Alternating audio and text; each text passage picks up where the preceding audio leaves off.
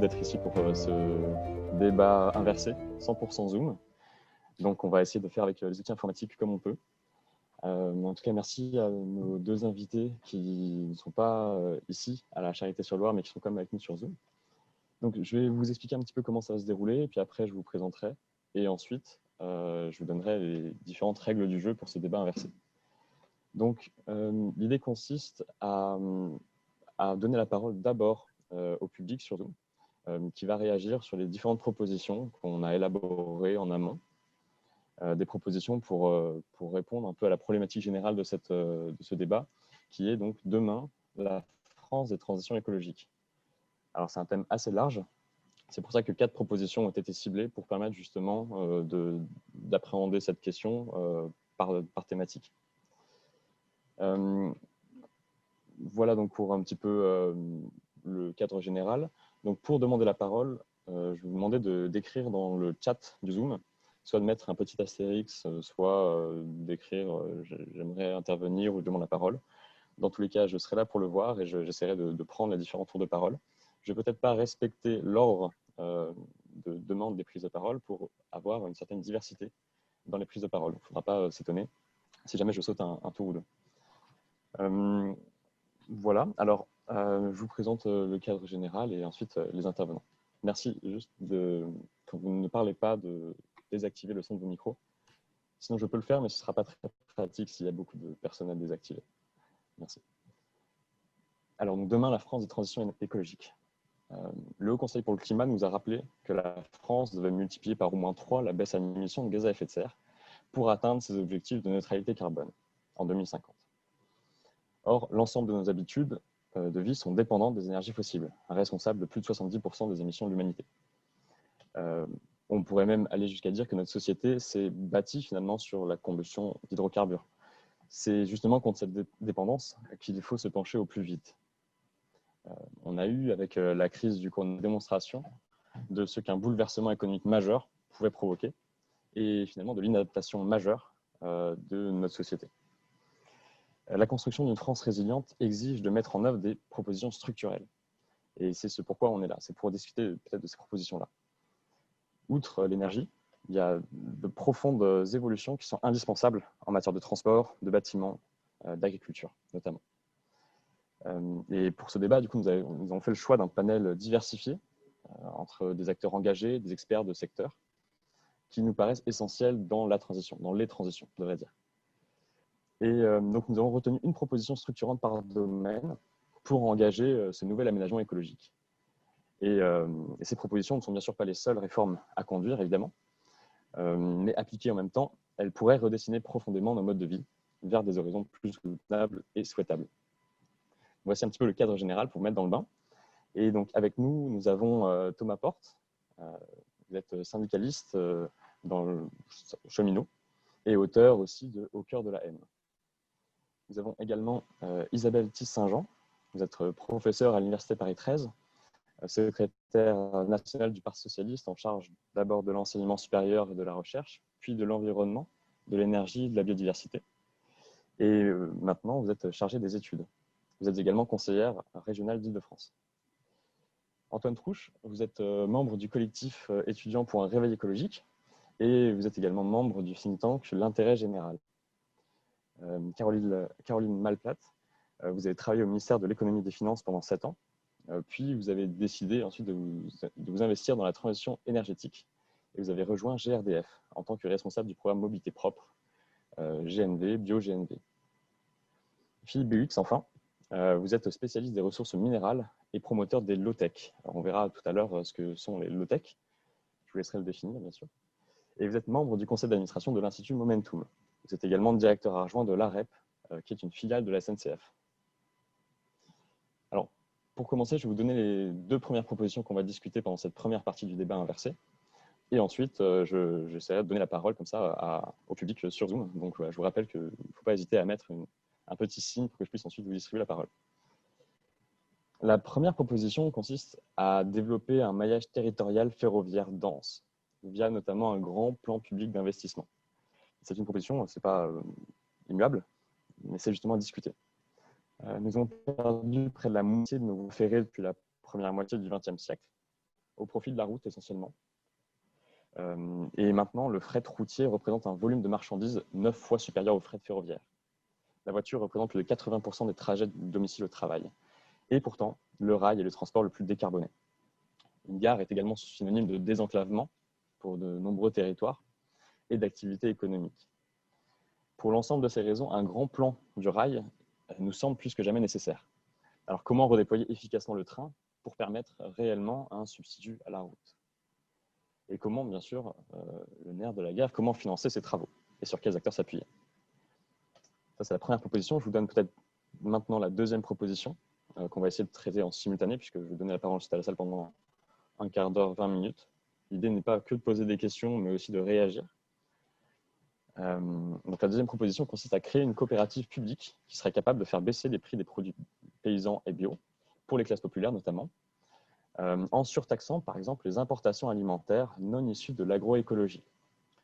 Donc l'alimentation, l'agriculture est responsable d'une très grande partie de nos émissions de gaz à effet de serre, et pas que concernant les importations, mais également concernant la culture.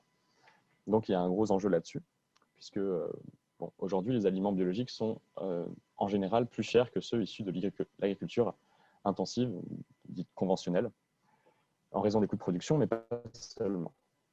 Et pourtant, l'agroécologie peut faire baisser les coûts par des économies d'intrants, notamment, et les différents services écosystémiques qu'elle permet de fournir. Cette réalité-là explique aussi le décalage qu'il convient de combler pour permettre à tous de consommer des produits sains. Alors, comment mieux intégrer le principe du pollueur-payeur en agriculture pour accélérer la transition agroécologique? Comment subventionner efficacement les produits bio et les diffuser à l'ensemble de la population? Et comment accompagner ce mouvement? Donc, voici un peu les grandes thématiques qu'on a envie de traiter pour cette première partie. Et si vous voulez vous prendre la parole, je vous la laisse volontiers.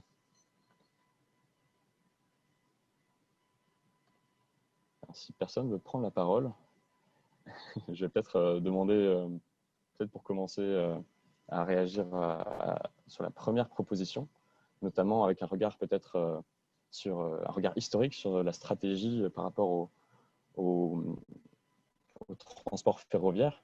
Donc, je me tourne spontanément vers vous, Thomas Porte. Peut-être pouvez-vous nous expliquer un petit peu quelles ont été les dernières stratégies de ces dernières décennies par rapport au transport ferroviaire et remettre un petit peu en contexte les différentes évolutions qu'on a connues.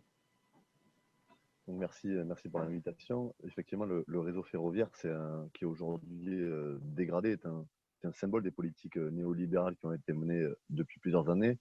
Il y a un exemple qui illustre parfaitement ça, c'est la question du fret ferroviaire. Vous l'avez rappelé dans votre introduction, ça a été ouvert à la concurrence en 2006 suite à ce qu'on appelle le vote des paquets européens de mobilité au Parlement. Et on nous avait expliqué à l'époque que l'ouverture à la concurrence du fret, ça allait régler le problème, que ça allait accélérer le trafic et mettre des camions sur les voies ferrées.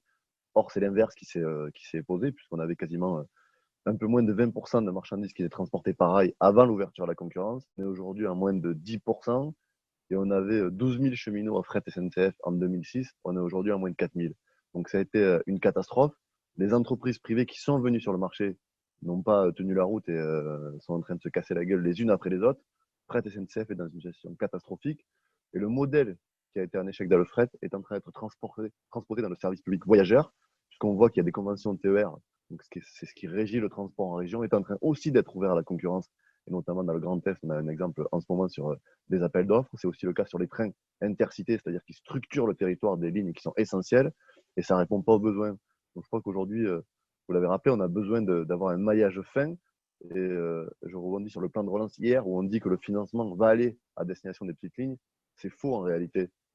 On parle de 1500 km de petites lignes qui seraient financées par le gouvernement et le reste, ça serait à la charge soit du gouvernement et des régions, ce qui est absolument scandaleux. Nous, ce qu'on demande, c'est que l'investissement public il soit financé au niveau de l'État, parce qu'il y a un risque d'inégalité entre les territoires, ceux qui vont vouloir faire du train et ceux qui ne vont pas vouloir en faire. Donc on a des régions qui vont se retrouver progressistes, comme la région Occitanie, où je suis originaire, qui va faire du train avec une présidente qui est à l'offensive et qui veut reprendre du ferroviaire. Et les territoires, je pense à Laurent Wauquiez, qui n'est pas pro-train et qui est prêt à fermer des lignes pour mettre des bus. Donc il y a un véritable risque de fracture territoriale et d'inégalité. Donc, je crois que le service public ferroviaire, qu'il soit marchandises ou voyageurs, Ça doit répondre à un enjeu uniquement de service public et qui soit décidé par une politique publique des transports au plus haut niveau de l'État. Merci beaucoup pour cette remise en contexte et ce regard un petit peu rétrospectif. Caroline Malplate, vous avez levé la main du coup sur le Zoom. Vous pouvez aussi faire ça, je n'ai pas précisé, mais il y a une fonctionnalité assez pratique. Vous pouvez lever la main. Donc voilà, n'hésitez pas, je vous donne la parole. Moi, je me permets de parler du transport de marchandises, parce que c'est le sujet uniquement. Déjà, juste rappeler que le train n'est pas forcément propre. Il y a quand même 46% des lignes qui ne sont pas électrifiées en France. Hein. Donc, quand une ligne n'est pas électrifiée, c'est du diesel qui circule avec. Donc, il faut juste se méfier de ça, il faut se rappeler de ça. Moi, bon, je vais être un peu plus provoque et pas aller complètement dans le sens. Pour moi, c'est se dire les camions sur le train, c'est peut-être une fausse bonne idée. Enfin, ça peut être une bonne idée et ça peut être une mauvaise idée. La preuve en est, c'est que le ferroutage, ce qu'on appelle le ferroutage, le fait de mettre les camions sur le train, ça représente qu'1% en fait. C'est quelque chose qui n'existe pas.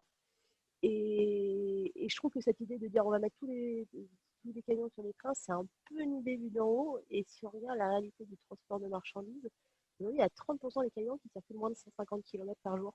Il y a 75% des camions qui circulent moins de 500 km par jour. Donc ça veut dire quoi ça? Ça veut dire qu'en fait, effectivement, il y a 30 ans, on avait autant de lignes de fret que l'Allemagne. Ça représentait la même proportion.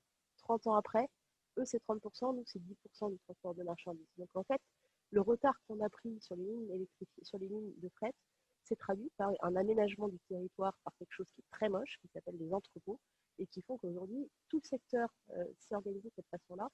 Et effectivement, il y a une partie, tous les transports longs, quand tu vas du nord au sud, qui peuvent passer par le ferroutage, mais il faut qu'il y ait il faut quand même qu'il y ait un certain. Et puis ça n'empêchera pas qu'il faut se poser la question de l'énergie avec laquelle circule le camion.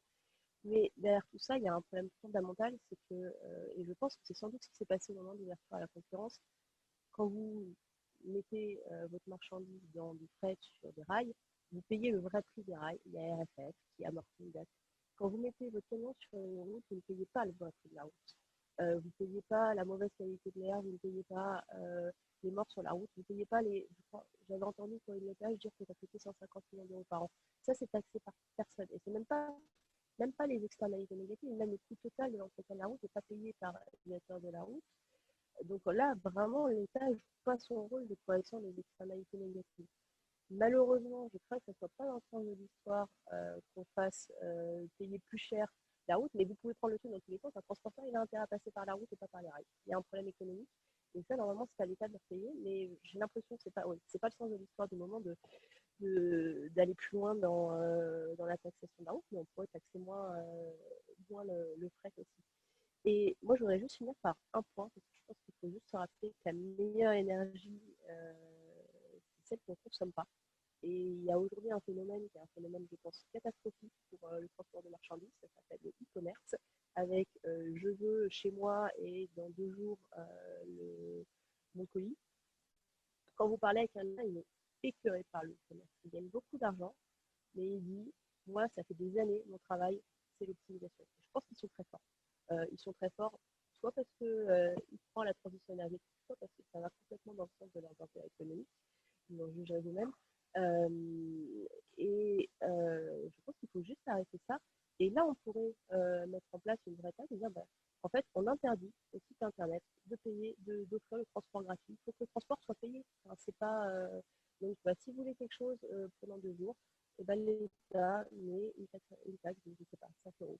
Mais interdire ce gratuit, qui aujourd'hui, il y a des camions entiers qui circulent sur les routes avec rien dedans. L'utilisation, le poids moyen d'un colis, l'utilisation du poids, c'est 40%. C'est-à-dire qu'on circule avec 60% de vide dans les camions. C'est absolument délirant. Donc ça pourrait être une proposition, taxer le transport, mais taxer la livraison à domicile.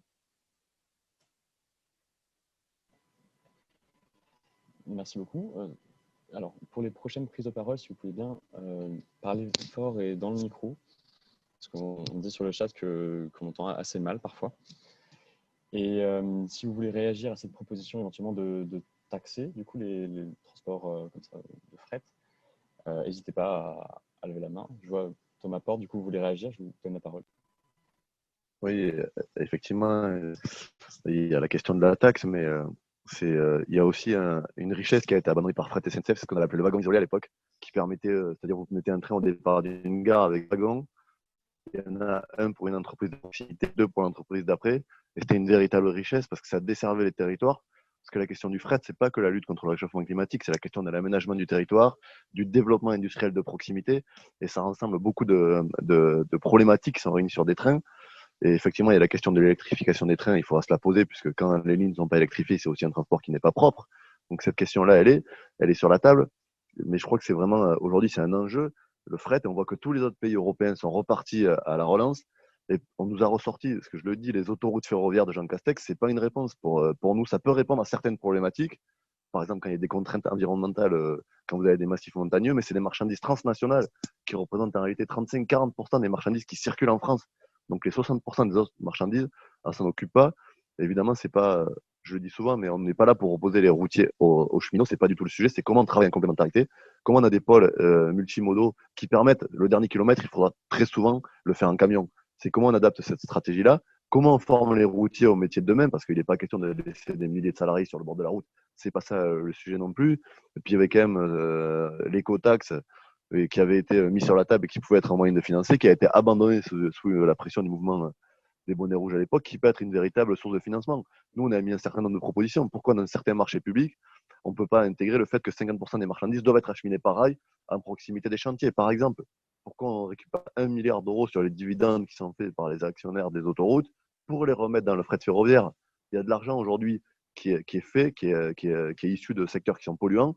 Il faut le récupérer pour mettre sur du transport propre, améliorer les infrastructures et recréer un réseau ferroviaire qui soit aujourd'hui digne de ce nom. Et tout le monde a suivi la bataille du Perpignan-Rungis. C'est quand même absolument scandaleux d'avoir supprimé un train et de balancer 25 000 camions par jour sur les routes. Et malgré les annonces du gouvernement, si vous regardez tous les jours, on voit en proximité des lignes fret qui ferment, la ligne Volvic-Mondor. On a gagné le financement pour 1 an de plus. On a une ligne dans le Rhône qui va fermer parce que les financements ne sont pas là. Donc il faut qu'il y ait une volonté publique de mettre de l'argent. Faire du fret ferroviaire, ça coûte cher. Il ne faut pas que la SNCF soit déficitaire. Il faut qu'elle soit à l'équilibre, mais elle n'est pas là pour faire du profit. Et puis on touche du doigt quand on parle du fret, c'est la question du dumping social avec la route. Vous avez aujourd'hui des chauffeurs routiers qui sont embauchés dans des conditions salariales absolument scandaleuses. Et la SNCF, elle est quand même propriétaire de Géodis, qui est une très grosse, la première entreprise de transport sur la route, où elle s'est fait épingler parce qu'elle a embauché des chauffeurs des pays de l'Est à 500-600 euros par mois. Donc vous comprenez bien que la SNCF, elle n'a aucun intérêt à faire rouler du train si elle a une filiale sur la route avec des conditions sociales qui sont extrêmement dégradées. Donc tout ça, c'est des choix politiques, c'est une question de volonté politique. Et malgré les annonces du gouvernement, on regrette qu'aujourd'hui, il n'y ait pas d'acte concret. On nous avait dit au mois de juin, Jean Castex a dit que le fret Perpignan-Rungis va repartir. Tout est prêt pour qu'il reparte aujourd'hui. On a les wagons qui sont prêts, on a les conducteurs. Et le train n'est toujours pas reparti. Donc nous, ce qu'on demande, c'est des actes concrets et une réelle volonté politique. Il faut mettre de l'argent et il faut le faire sans attendre. Merci. Et j'aimerais peut-être rapidement vous donner la parole par rapport aux annonces récentes du gouvernement et notamment l'annonce de 4,7 milliards qui serait donné comme qui serait attribué à la SNCF notamment pour rénover son réseau. Donc, est-ce que c'est satisfaisant? Est-ce que ça va dans le bon sens? Est-ce que c'est juste une annonce et vous n'entendez pas grand-chose de ça? Voilà, donc Thomas Porte, mais n'hésitez pas, les autres intervenantes et intervenants, à faire signe pour prendre la parole. D'accord, je vous donnerai la parole après, mais c'est plus pratique de mettre directement sur Zoom, comme ça tout est centralisé et je vois plus. Nous, on est extrêmement sceptique sur ce financement. D'après les informations qu'on a, on ne sait pas si c'est un jeu d'écriture, par exemple, ou si c'est vraiment de l'argent qui va être investi. Ce que je dis au départ, on avait un rapport qui nous promettait la suppression de 9000 km de lignes, parce que le réseau secondaire ferroviaire est quand même dans un état catastrophique. Hier, je suis arrivé en train, au lieu de mettre 2 heures, j'ai mis 5 heures pour arriver depuis Paris, puisqu'on a eu de multiples soucis. Et aujourd'hui, on a simplement 1500 km de lignes qui seraient financées par cet argent-là. Nous, par exemple, sur le fret, on estime que sur les 10 prochaines années, c'est quasiment 20 milliards d'euros qu'il faut mettre sur la table pour relancer cette partie-là du ferroviaire. Donc, on est extrêmement sceptique. Il n'y a rien de très concret sur les trains de nuit. On nous parlait de plusieurs lignes. Maintenant, c'est une, peut-être deux, et à voir comment ça va se passer. Et vous avez des actes contradictoires. Et je finis là-dessus. On dit on veut relancer le fret, et on apprend il y a 10 jours que la SNCF supprime 10% de ses effectifs en termes de conducteurs. Donc, c'est quand même assez contradictoire entre les annonces et les actes concrets. Merci. Je vais donner la parole du coup à Isabelle Tisse-Saint-Jean. Oui, bonjour à tous. Merci beaucoup pour l'invitation. Moi, je voudrais revenir sur le plan. Enfin, je vais commencer par une chose. C'est effectivement acter le fait que il y a eu ces dernières décennies, il y a pour la gauche et pour le Parti socialiste un mea culpa à faire sur les politiques qui ont été menées sur ce secteur. Ça, je crois que c'est voilà, il faut l'acter. Ça fait partie des choses qui vont permettre de poursuivre le débat ensemble, puisque c'est quand même de ça dont il s'agit aujourd'hui. Et donc, il y a eu à la fois dans l'ouverture à la concurrence, hein, mais aussi dans les investissements qui ont été portés, dans le sous-investissement chronique qui a été fait, des erreurs qui ont été commises dans le passé. Et donc, effectivement, on arrive dans une situation qui est la situation d'aujourd'hui. Est-ce que pour autant il faut l'acter définitivement et continuer et ne pas essayer de faire les choses différemment? Moi, je crois qu'il faut vraiment faire les choses différemment aujourd'hui. Ça m'amène au plan de relance. Je voulais réagir là-dessus. Apparemment, on peut se dire, bon, ben enfin, ils comprennent un certain nombre de trucs, il va y avoir de l'investissement, il y a un investissement qui est effectivement annoncé sur le ferroviaire et une ambition sur le fret, sauf que d'abord, c'est quand même entre eux la réalité et puis ce qui est annoncé, on voit bien qu'il y a quand même quelques grandes distances, première chose. Deuxième chose, c'est qu'est-ce qui se passe au-delà de 2 ans? Donc là, on est sur des investissements absolument structurels qui nécessitent qu'on ait des horizons qui sont des horizons à 10 ans et des engagements à 10 ans à minima pour vraiment modifier des structures aussi lourdes.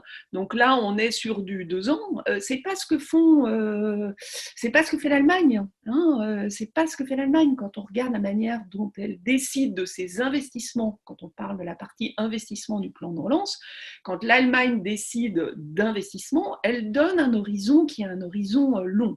Là, on a 2 ans, et puis bah, après, voilà. Et on a déjà quand même fait un certain nombre d'erreurs dans le passé, notamment, je pense, sur le solaire, qui devraient vraiment nous inciter à faire extrêmement attention.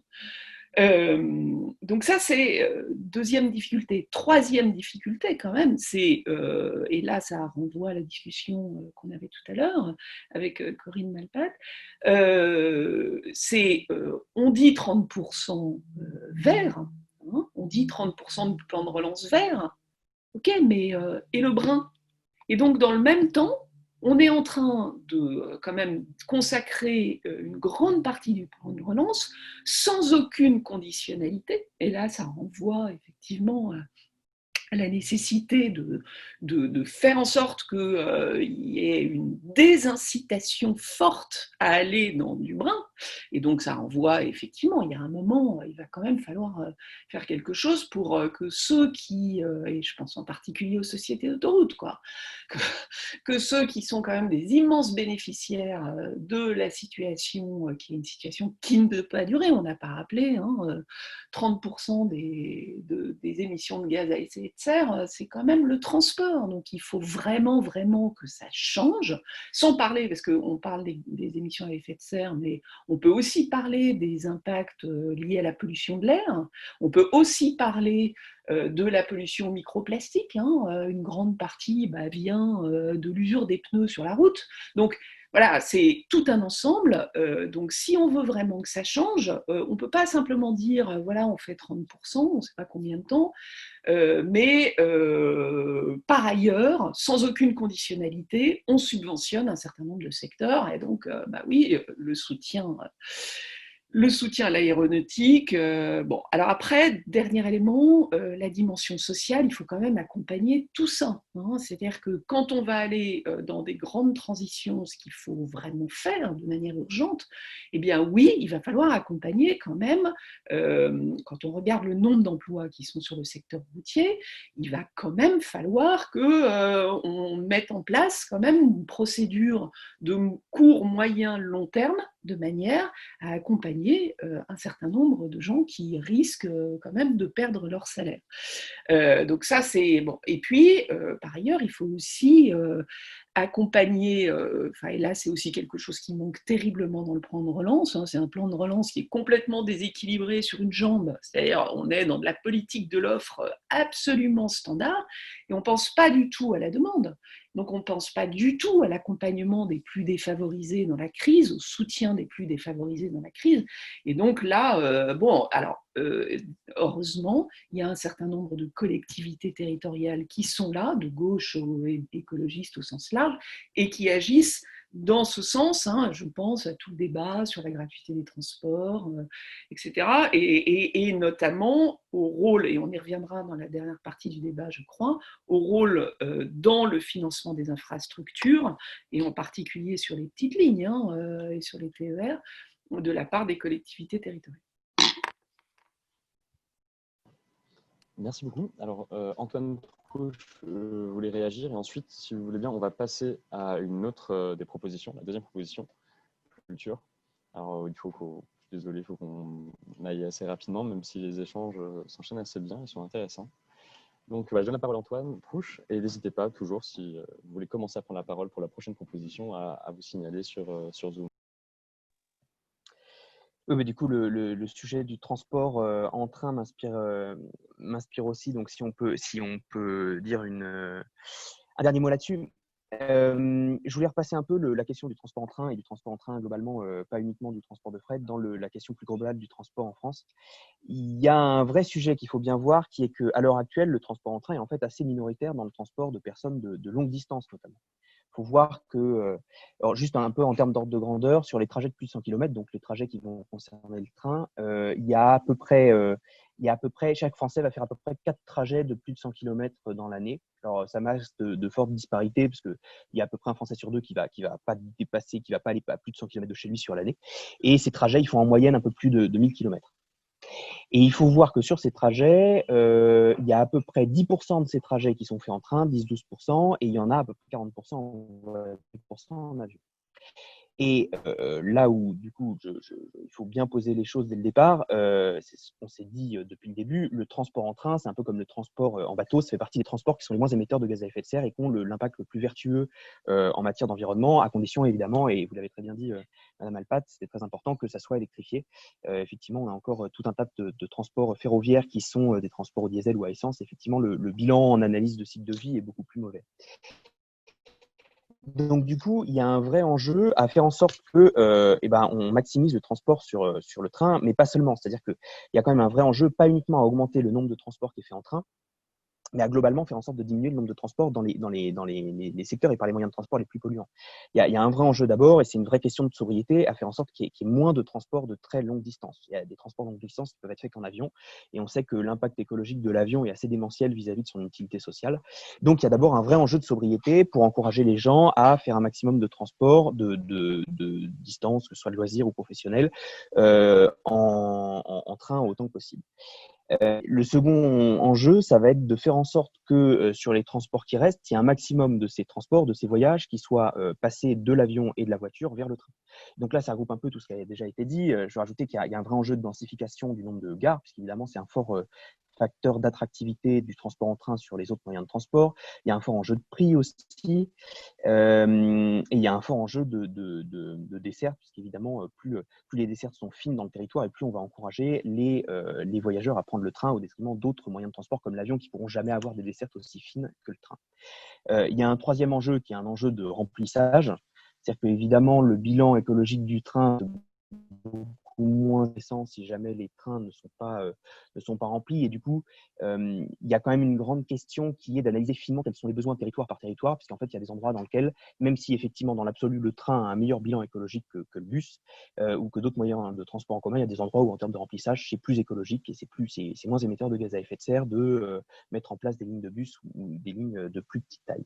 Et enfin, il y a un enjeu d'électrification et un enjeu qui est quasiment un enjeu technologique de faire en sorte que sur les trajets sur lesquels on ne peut pas se passer de la voiture le moins possible de l'avion, on fait en sorte de diminuer le plus possible ces émissions en utilisant alors évidemment de l'électrique, mais surtout en diminuant le poids et la puissance des voitures pour diminuer leur consommation.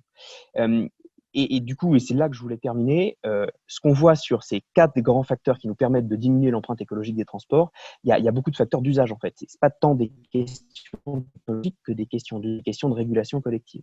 Donc on a des grands choix à faire pour faire en sorte qu'on diminue l'impact écologique de nos transports. Et ces choix, ils ne sont pas uniquement liés au train, c'est des choix de régulation et des choix d'usage globaux sur le secteur des transports. Merci Antoine Trouche. Alors je vois qu'on a reçu une dernière question sur cette thématique-là. Peut-être une réponse rapide. Donc je vais la lire telle quelle et vous proposer de réagir. Quel est l'impact de la privatisation de la SNCF concernant cet éventuel plan de réaménagement territorial? Donc si quelqu'un veut répondre à cette question ou si peut-être... Oui, Thomas Porte, du coup, je vois que vous hochez la tête. L'impact de la privatisation et de l'ouverture de la SNCF, il est considérable, puisqu'aujourd'hui, quand vous ouvrez une entreprise effectivement à des capitaux privés, elle raisonne en logique de rentabilité et non pas d'accessibilité et d'aménagement du territoire et de services publics.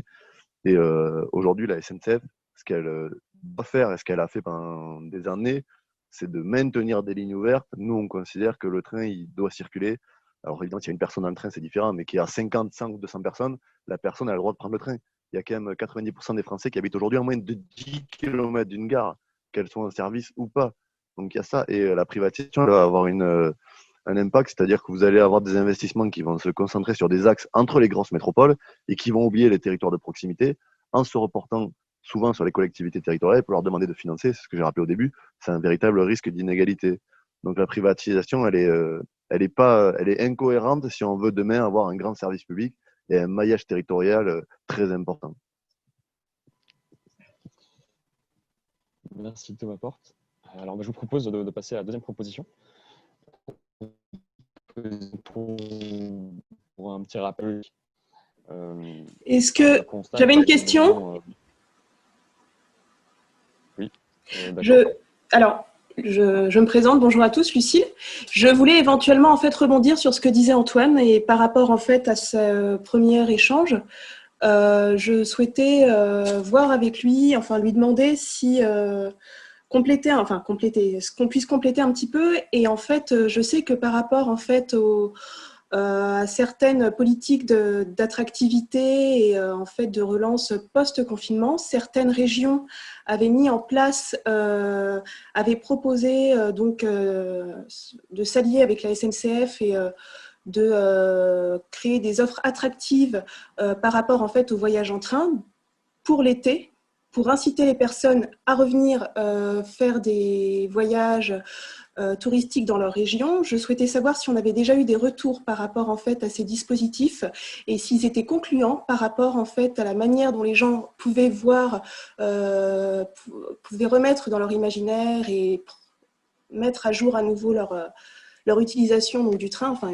revoir un petit peu leur utilisation concrète du train et savoir un petit peu comment ça s'était passé donc pour ces régions-ci. Et ensuite aussi revoir aussi par rapport en fait à la question du temps, parce que je pense qu'en fait voilà, on a donné les exemples en fait de différentes des soucis posés par le train, la question de la distance, etc. par rapport à d'autres modes de transport. Et on n'a pas totalement aussi abordé la question de l'imaginaire, en fait, la manière dont, en fait, la population française, alors là, attention, je ne parle pas, bien entendu, du transport des marchandises, mais bien du transport, en fait, des personnes, comment, en fait, les personnes avaient ce rapport, parce qu'effectivement, je pense que certaines personnes peuvent voir ça comme une gêne de reprendre. En fait, on a été peut-être mal habitués avec la vitesse et en fait, c'est, je pense, aussi une question qui se pose, quoi. Donc voilà, les retombées éventuellement de certaines régions, départements par rapport en fait à une utilisation proposée du train dans le cadre d'une relance économique post-confinement et relance touristique, et ensuite en fait l'imaginaire donc lié à cette utilisation du train, peut-être tomber en désuétude par rapport en fait à une utilisation plus ancrée auparavant dans l'histoire. Merci. Merci pour cette question. pour la suite, si vous pouviez mettre un petit message dans le chat ou lever la main sur Zoom, ce sera plus pour distribuer la parole ensuite. Alors, pour répondre à cette question, tant qu'à faire, on va continuer un peu sur cette thématique-là. On essaiera d'aller plus vite sur les prochaines. Du coup, pour répondre, si quelqu'un veut prendre la parole, ouais, Antoine Trouche. Oui, brièvement. Alors, je ne vais pas pouvoir vous donner d'informations précises sur les retombées, notamment les retombées en termes d'usage, puisque j'en ai pas trop vu passer. Je pense qu'il faudra peut-être attendre un peu de temps après la fin de l'été pour voir des retombées un peu globales. Par contre, je veux vraiment, vous avez totalement raison sur la question de l'imaginaire. Je pense que c'est une grande question. Là, typiquement, cet été, on a vu ce qui pouvait se passer si jamais l'État mettait en place une régulation forte sur les modes de transport alternatifs au train sur des longues distances. Puisque qu'est-ce qui s'est passé avec le coronavirus? On a eu de fortes limitations sur l'usage de l'avion. Et donc, vous avez pu voir, c'est un proxy sur l'indication de l'usage du train ou non, mais en tout cas, vous avez pu voir une forte augmentation du nombre de touristes en France, puisque vous avez tout un tas de gens en France qui sont allés faire du tourisme dans d'autres régions. Et du coup, la question de l'imaginaire est très importante par rapport à ça, parce qu'au-delà de la question de la concurrence de prix entre le train et l'avion, il y a toutes les histoires de kérosène de l'aviation qui ne sont pas taxées, ou qui en sont en tout cas qui sont favorisées par rapport à d'autres usages comme celle du train ou de la voiture. Il y a une vraie question d'imaginaire. Je pense que le fait qu'il y ait, et notamment dans ma génération, un nombre croissant de jeunes qui aient chez eux des cartes avec des pays à gratter, et avec derrière l'idée que si vous voulez avoir réussi votre vie, il faut avoir réussi à voyager dans un maximum de pays dans votre vie, y compris si vous y passez 2 jours, ça fait partie de ce qui forge la vision du monde et ce qui forge l'envie des gens, en fait. Il y a un vrai besoin de rendre le train et de rendre des transports peut-être plus proches, attractifs vis-à-vis de cette vision du monde qui nous a été dispensée et qui est dispensée à grands coups de publicité. Et si vous vous souvenez, il y avait une grande campagne de publicité pour un opérateur aérien il y a quelques années qui montrait un vélo et qui vous encourageait à aller faire du vélo à Madrid, histoire de bien vous cacher l'impact et le coût écologique du fait d'aller faire des allers-retours à Madrid en avion. Donc du coup, il y a un vrai besoin d'insister sur le fait que le train, c'est un autre rapport au voyage que l'avion. Le train, c'est la possibilité de voir les paysages par lesquels on passe quand on voyage, c'est la possibilité éventuellement de s'arrêter. C'est quelque chose qui est beaucoup moins immédiat et qui est beaucoup moins segmentant que le transport en avion. Et je voudrais juste terminer là-dessus. Il y avait une très bonne campagne de publicité de l'opérateur allemand, je crois, il y a quelques années, qui avait mis en place un algorithme d'intelligence artificielle qui était allé chercher des grands paysages iconiques dans le monde et qui allait été regardé par comparaison d'images en Allemagne, quels étaient les terrains et quels étaient les emplacements dans lesquels on pouvait avoir la même vision, avec des cascades magnifiques, des terrains gigantesques, etc. etc. Ça montre bien qu'il y a un vrai besoin de montrer qu'il est possible de tout à fait réussir sa vie, d'avoir une vie très heureuse et d'avoir des voyages formidables en allant plus près de chez nous et en faisant des voyages en train. Et ça, c'est effectivement une bataille culturelle qu'il faut à tout prix mener. Oui, Caroline Malpat et ensuite Isabelle Saint-Jean. Comme je fais partie des gens qui adorent voyager, je vais dire que je ne suis pas contente, mais franchement, l'avion, ça fait partie des trucs. Regardons à côté du vrai problème. 30% des émissions de gaz à effet de serre, c'est le transport. À l'intérieur, 50%, c'est la voiture. L'avion, c'est 5%. On trouvera, il y a des biocarburants, il y a des choses qui existent quand même, qui existent et qui sont en train de se développer dans l'avion. Mais le gros du problème, c'est le transport de marchandises et le transport de voyageurs avec la voiture particulière. Il faut que les gens, faut qu'il y ait une aide massive, mais extrêmement massive, pour que les gens puissent passer à des voitures plus propres, qui sont l'électrique, qui sont le cas échéant des biocarburants, peut-être demain l'hydrogène, et pour que le transport devienne de plus en plus propre. Et ça, pour que le transport de marchandises, et pour qu'il devienne de plus en plus propre, il faut très clairement des aides pour que les gens passent à des camions plus propres, et surtout des obligations. Et il faut surtout, si on veut que le fret ferroviaire se développe, que ça soit subventionné, parce qu'aujourd'hui, ça coûte plus cher que la route. Et un transporteur routier, c'est un secteur qui est 40 000 entreprises, de 85% font moins de 10 salariés. Quand on parlait de la transition de l'emploi tout à l'heure, c'est un secteur à accompagner, parce que c'est que des petites entreprises. Donc demain, si vous l'arrêtez, c'est la catastrophe, et ils vont être moins bien défendus qu'à la SNCF parce que c'est petit. Et premier point. Et deuxième point, 2% la marge moyenne d'un transporteur de marchandises. Donc il va pas aller mettre ça sur du transport ferroviaire pour faire plaisir. très clairement. Donc, il faut que ça soit moins cher. Et donc, il faut que l'État corrige les externalités négatives. Pour corriger les externalités négatives, vous avez deux possibilités. Soit vous faites payer plus cher, ce qui a une externalité négative. Aujourd'hui, on ne va pas augmenter les taxes sur le transport. On le sait très bien, ce n'est pas dans le sens de l'histoire. Donc, il faut que le transport ferroviaire soit subventionné. Et que ce soit. Et la subvention, c'est pas. Il y a effectivement refaire des lignes, et après, dans le fonctionnement de cette ligne, il faut très clairement dire nous, État, on accepte de perdre de l'argent, de mettre au pot quand on transporte du fret sur les routes, parce que ça m'évite d'avoir des gens à l'hôpital pour la mauvaise qualité de l'air, parce que ça m'évite d'avoir des morts sur la route. Et ça, ce serait une vraie bonne politique, et moi, j'en serais fière et je serais contente de payer des impôts pour ça. Merci beaucoup. Saint-Jean, du coup, vous voulez y réagir? Oui, non, moi je voudrais revenir sur les. Donc, effectivement, ça nécessite des politiques d'accompagnement de la part de l'État et d'intervention de l'État de manière à corriger les choses. Et là, c'est là où, effectivement, on voit qu'on n'y est pas. C'est-à-dire qu'on est sur une politique qui est quand même. C'est un petit bout, mais on voit pas l'ambition forte d'une restructuration et surtout, c'est ce que disait Thomas Porte, c'est tellement incohérent avec d'autres mesures qui sont prises en même temps. Et c'est ce que vous avez dit sur le fret ou sur le train de nuit, mais c'est systématique dans à peu près tout ce qui est annoncé là, à travers le plan de relance, dans tous les secteurs. Quand on regarde, il y a des espèces d'incohérences. On reviendra sur le bio tout à l'heure. C'est la même chose, quoi. Donc, jusqu'à présent, ils ont fait le contraire.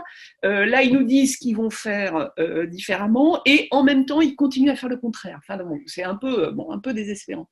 Non, moi, je voulais revenir sur la question des modifications de comportement et des modifications de mentalité et de projection des individus. Parce que, effectivement, si on veut réussir la transition, il faut la réussir à tous les niveaux. Il faut mobiliser tous les niveaux, c'est-à-dire de chacun d'entre nous.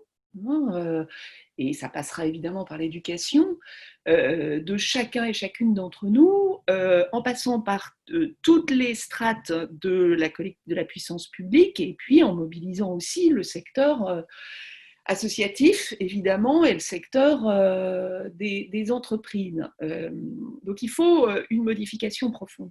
Là, je pense que quand on ne peut pas dissocier, et c'est ce qui se voit dans la discussion, on ne peut pas dissocier un plan ambitieux pour le ferroviaire, et je pense qu'on est tous d'accord pour dire que oui, si, il faut quand même vraiment remettre le train au cœur des choses, d'une évolution globale de l'ensemble des mobilités, parce que probablement les mobilités seront amenées à être plus diverses que jamais pour chacun et chacune d'entre nous. Là, je reviens sur le transport des individus. On voit bien qu'il y a un phénomène massif qui arrive en ville, ça se voit en particulier à Paris, c'est la remontée des mobilités douces, et en particulier du vélo. Là, avec la crise Covid, on voit que enfin, ce mouvement qu'on pressentait, là, c'est absolument incroyable, impressionnant. Et donc, vous avez plein d'urbains qui vont abandonner complètement l'usage de la voiture, qui n'auront plus de voiture là où avant ils avaient une voiture. Donc, dans les pôles urbains, il va y avoir un abandon des voitures. Donc, ça veut dire qu'il faut mettre en place effectivement des systèmes d'autopartage, etc. Et puis aussi penser, je reviens sur le train, penser le ferroviaire comme accompagnant ces mobilités douces. Voilà, moi je fais du vélo depuis toujours, je n'ai plus de voiture. Je vais bosser, donc je vais bosser en banlieue. Je mets mon vélo dans le train, mais c'est parce que je suis universitaire, donc mes enseignements ne sont pas en plein dans les heures de pointe. Sinon, je ne mets pas mon vélo dans le train. Et quand je fais des grands trajets sur les lignes SNCF, il y a 2 places dans les trains pour les vélos. Enfin, je veux dire, c'est pas possible quand on regarde des pays à l'intérieur, d'autres pays, on voit bien ceux qui ont eu des vraies politiques de mobilité douce, comment ça a fortement évolué. Donc je donne cet exemple-là, parce qu'il est selon moi symptomatique d'une révolution qu'il faut qu'on fasse, qui est une révolution d'accompagnement de l'ensemble du secteur des mobilités.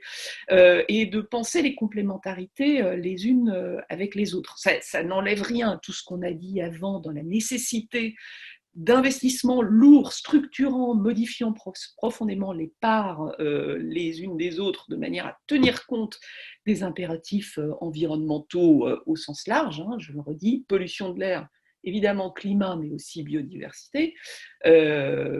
C'est que comme ça qu'on y arrivera en tenant les deux choses en même temps. Et il y a une chose dont on n'a pas parlé, c'est le fluvial, hein, qui est complètement absent aujourd'hui du débat, et pourtant on a quand même des infrastructures qui existent et qui sont totalement sous-utilisées.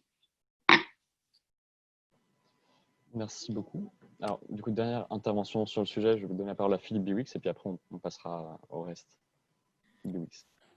Oui, navré, bonjour à toutes et à tous. En fait, j'avais retiré ma caméra un moment parce que je trépignais sur ma chaise, voire je sautais au plafond de temps en temps.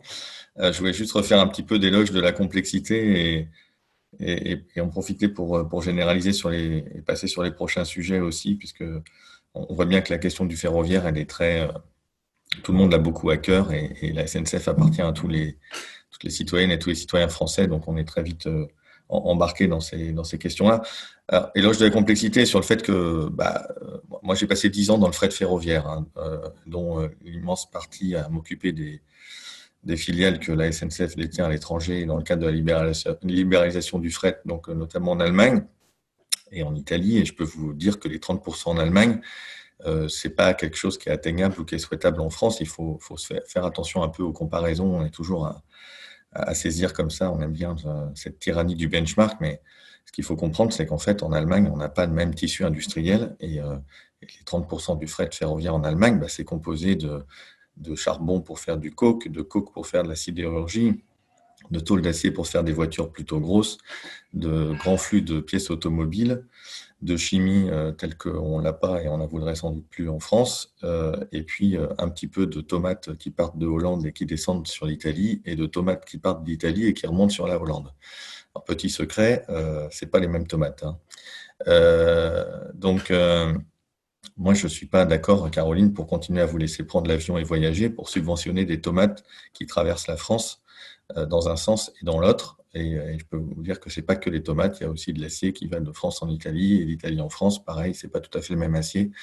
Donc, il y a quand même une grande question, et c'est la question qui a été convoquée qui a été saisie par l'histoire des imaginaires. C'est la question de la sobriété, c'est la question du changement des usages, de nos besoins. C'est-à-dire, alors je ne sais pas comment ont été effectivement sélectionnés les 4 sujets thématiques de ce matin, et on va passer très vite aux 3 autres, mais finalement, presque sur les 4, il y en a au moins 3 où on se dit on n'a qu'à faire à peu près pareil, mais version zéro carbone, quoi. C'est-à-dire, on va se déplacer autant et convoquer autant de matières et de déplacements, mais on va le faire grâce au train, donc ça va être super. On va pouvoir continuer à consommer, mais promis, on va acheter dans la bonne poubelle et on fera donc de l'économie circulaire. Et donc, ça va être beaucoup mieux pour récupérer les ressources. Et puis, je ne sais pas, on va continuer à vivre un peu comme avant, mais les collectivités territoriales vont, grâce à des dotations étatiques, nous aider à être zéro carbone. Je crois il faut quand même qu'on se repose cette question du besoin, cette question de la demande. Alors, ce n'est pas facile à faire parce que ce sont des injonctions ou des choses qui s'inscrivent sur le temps long. Mais voilà, même si Thomas, je serais ravi que le fret ferroviaire se redéveloppe. À nouveau, pour y avoir travaillé 10 ans, je voudrais juste exprimer le fait que juste au taux actuel de fret ferroviaire, on n'arrive pas à passer tous les trains. Il y a ce qu'on appelle un sillon, c'est-à-dire une circulation, et moi je connais beaucoup de trains réguliers sur lesquels il y a de la demande, et simplement 1 jour sur 3, on n'arrive pas à passer les trains. On n'arrive pas à passer les trains parce qu'il y a beaucoup plus de trains du quotidien qu'avant, qu'il y a 30 ou 40 ans, et c'est assez formidable, et tant mieux, le TER s'est développé, etc. On n'arrive pas à passer parce qu'il y a des travaux, parce que justement, il faut remettre aussi le réseau à niveau. Et donc, il y a une espèce d'injonction contradictoire entre il faut arrêter les trains pour faire les travaux pour pouvoir passer plus de trains demain. Donc, tout ça est très compliqué. Et donc, il y a un problème de volumétrie. Et si on voulait faire aujourd'hui 30% de part modale en ferroviaire, je pense que ça va être très difficile si on ne change pas le volume de départ. Merci beaucoup, Philippe Bewix. Bon, pour cette thématique-là, on va malheureusement devoir passer à la suivante. La suivante, qui, je vous le rappelle, concerne l'alimentation biologique, notamment, et les pratiques agricoles. Donc, l'enjeu qui est abordé à travers cette proposition, c'est comment est-ce qu'on opère cette transition alimentaire, finalement. Comment est-ce qu'on bascule vers des pratiques agricoles beaucoup plus respectueuses de l'environnement. Quelle est la place de la puissance publique dans cet accompagnement-là. Et oui, comment on opère en fait ces transitions sur ce secteur extrêmement émetteur de gaz à effet de serre. Je ne sais pas s'il y a déjà quelqu'un qui prend la parole comme ça ou si... oui, je vois que vous levez la main, Isabelle Tissot. Il faut que je remette mon micro.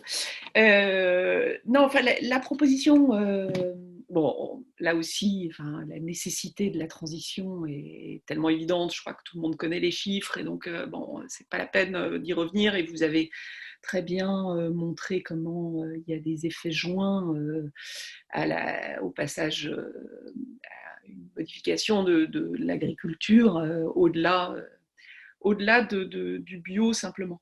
Moi, je voudrais revenir sur la proposition que vous faites et faire d'autres propositions, hein, parce que je pense que c'est...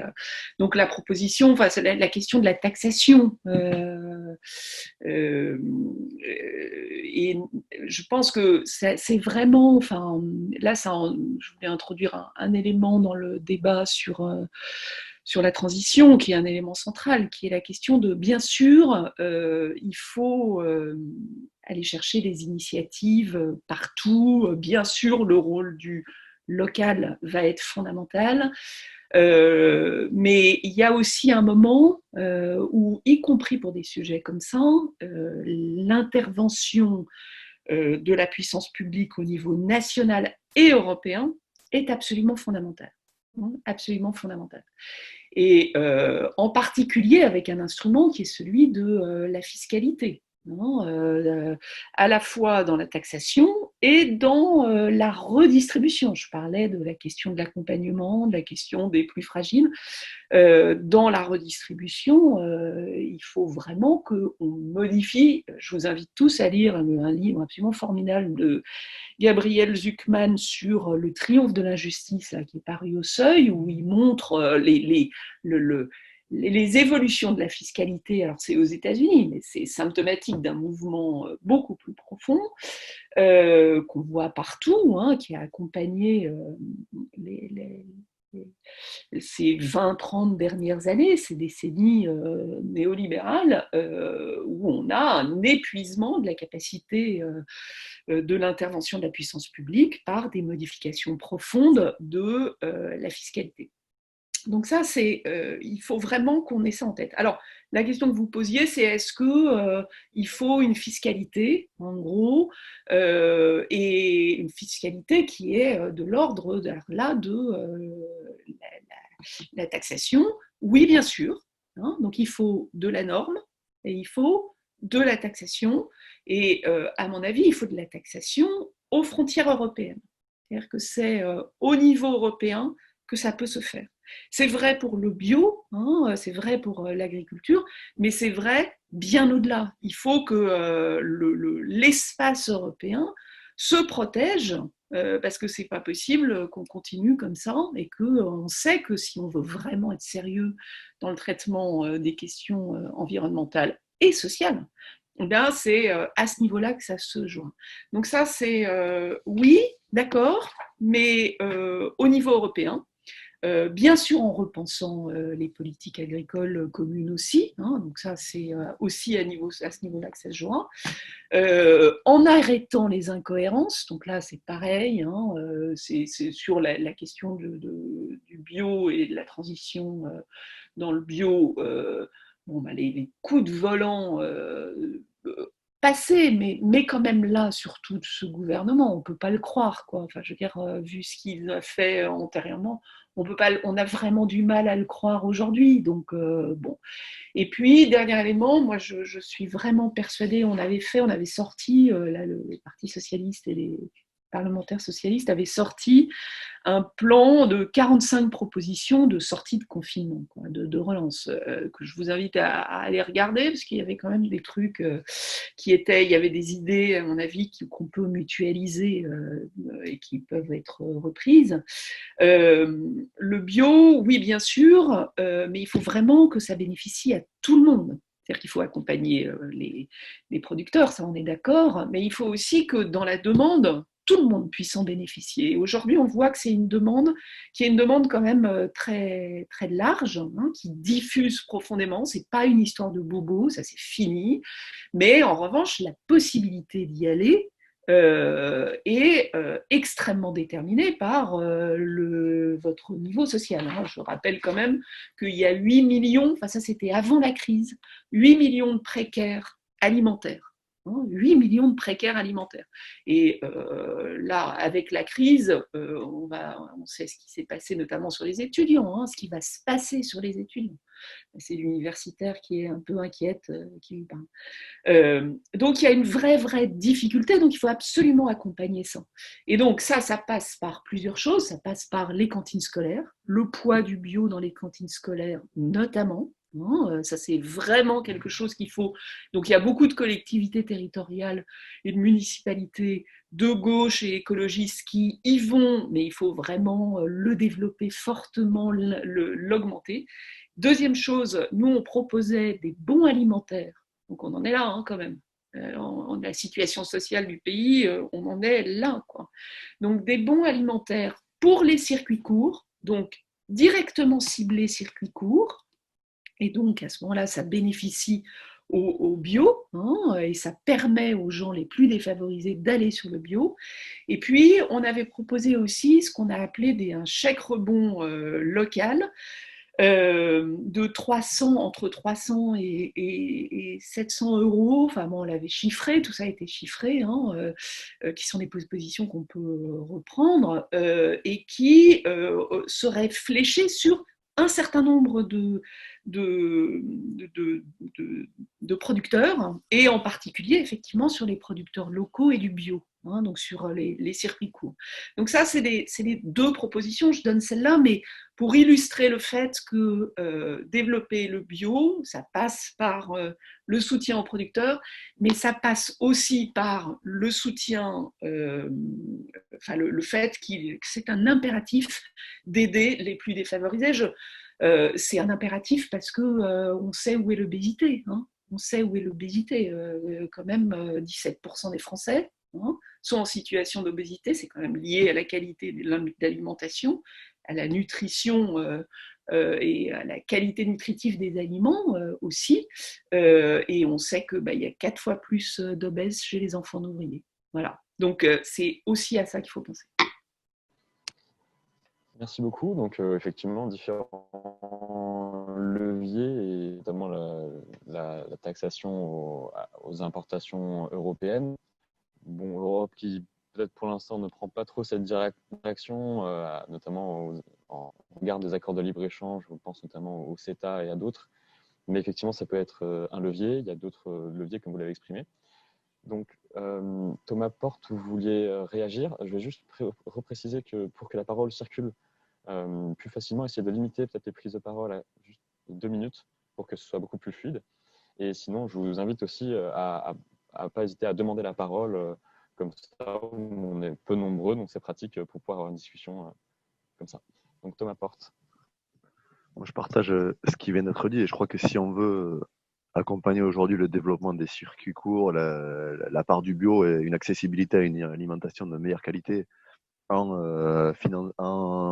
accordant un revenu décent aux agricultrices et agriculteurs qui travaillent, il faut revoir la politique agricole commune européenne qui aujourd'hui est absolument désastreuse en termes de conséquences dans les territoires. Moi, je suis quand même issu du Tarn-et-Garonne, donc il y a un département où vous avez énormément d'agriculteurs et d'agricultrices, où on encourage à subventionner les exploitations de plus en plus grosses, de plus en plus grandes. Ça tue ce qu'on appelle l'agriculture de proximité, les circuits courts, et aujourd'hui, ce n'est pas la réponse. On a vu le modèle dans lequel on a enfermé les agriculteurs qui aujourd'hui vivent des subventions européennes et vivent à crédit en réalité.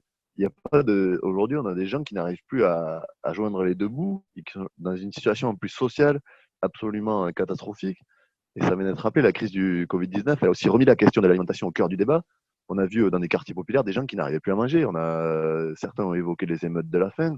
Donc cette question-là, elle doit être aussi, à mon avis, prise par le prisme de l'éducation populaire, reapprendre à consommer, à se nourrir en proximité, ne pas consommer des fruits de saison et les manger au bon moment. Enfin, il y a plein de choses à faire sur l'éducation populaire.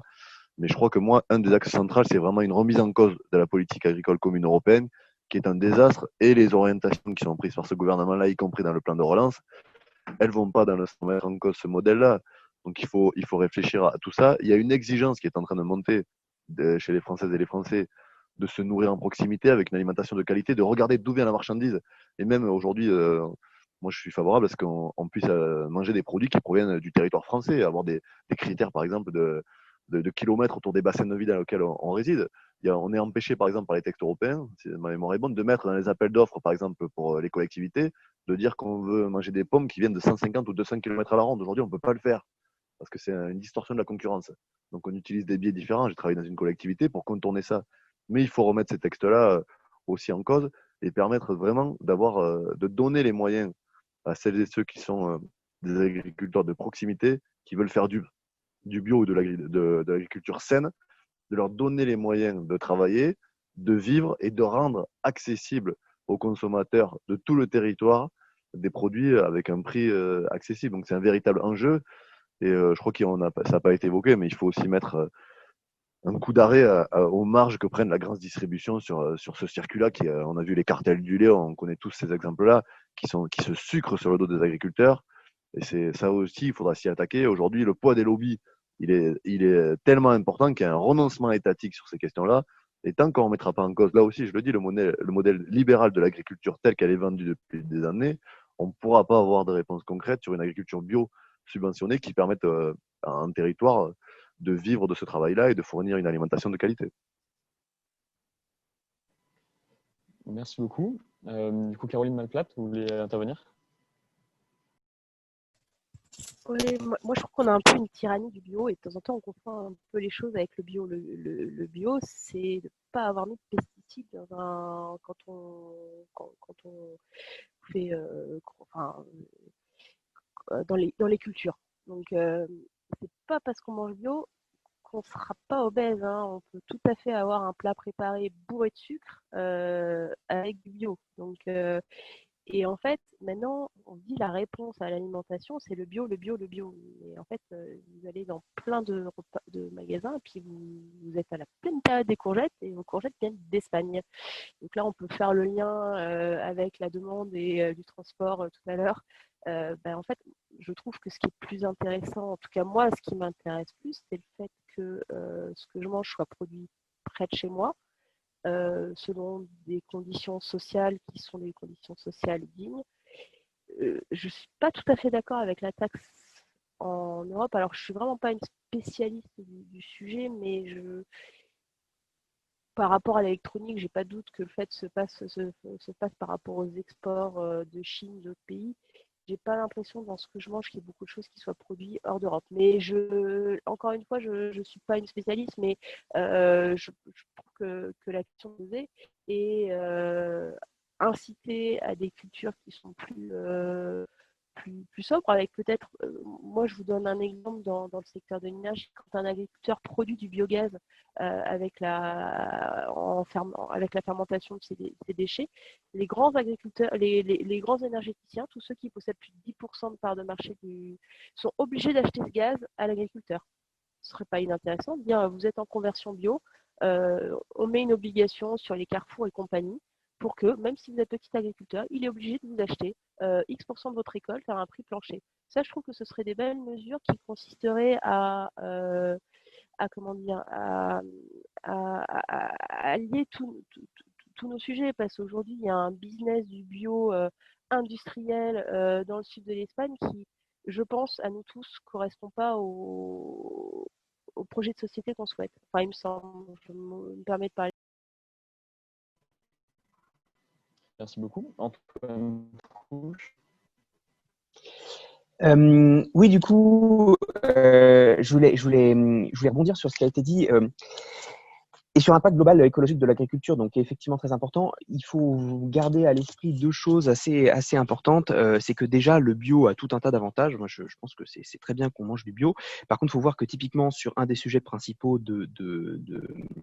des enjeux écologiques, notamment les émissions de gaz à effet de serre, le fait d'avoir des pratiques agricoles bio ou non, enfin les impératifs des pratiques agricoles de bio n'ont pas d'impact en matière d'émissions de gaz à effet de serre. Alors, il y a tout un tas de débats sur est-ce que global bénéfique, pas bénéfique, etc. Mais il faut voir que ce n'est pas l'objectif initial du bio. Alors, le bio a tout un tas d'autres avantages, mais en tout cas, ce n'est pas un des objectifs initiaux du bio qui va plutôt avoir des impacts sur est-ce qu'en utilisant moins d'intrants, on va réussir à minimiser notre impact sur la biodiversité ou non et sur les pollutions, etc. etc. La seconde chose qui est vraiment très importante à garder à l'esprit sur la question des pratiques agricoles, et ça rejoint un peu ce que disait M. Lewix tout à l'heure, c'est qu'en fait, sur les pratiques agricoles, la question du transport des matières agricoles a en fait peu d'impact écologique global sur la question des émissions de gaz à effet de serre. Ce n'est pas du tout le poste principal. Le poste principal, c'est vraiment ce qu'on mange. C'est concrètement qu'est-ce qu'on produit et qu'est-ce qu'on mange. Et du coup, ça rejoint à ce que disait M. Lewix tout à l'heure sur les questions de sobriété.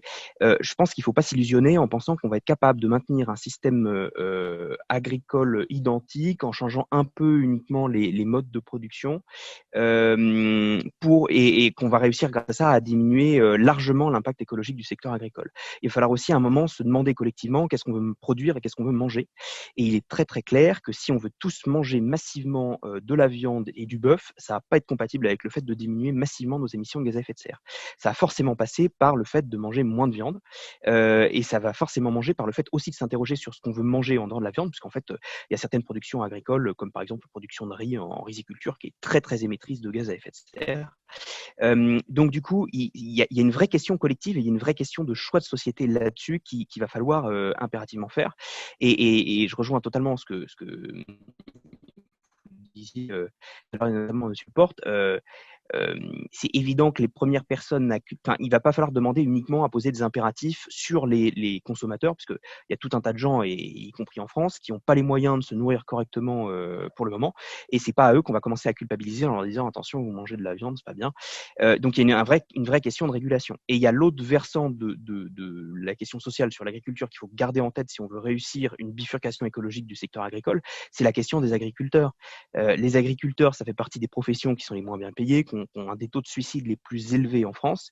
Et il est très très clair que des productions plus vertueuses écologiquement, au-delà de la question du choix de ce qu'on produit et de ce qu'on consomme, c'est aussi la question de, face et aux émissions de gaz à effet de serre que ça entraîne et à la résilience qu'il va falloir créer face à la diminution des stocks de ressources non renouvelables et notamment du pétrole, il va falloir qu'on mécanise sans doute un peu moins l'agriculture, et que ce soit du côté de la mécanisation ou d'une moindre utilisation d'intrants, ça veut dire qu'à un moment, va y avoir un renchérissement, soit du coût, soit de la main-d'œuvre, soit des deux.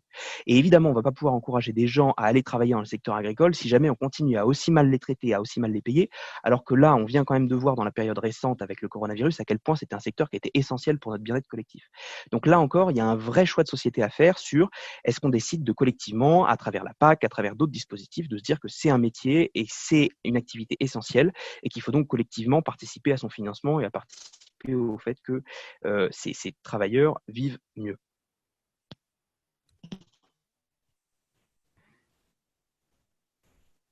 C'est à moi, c'est ça? Pardon.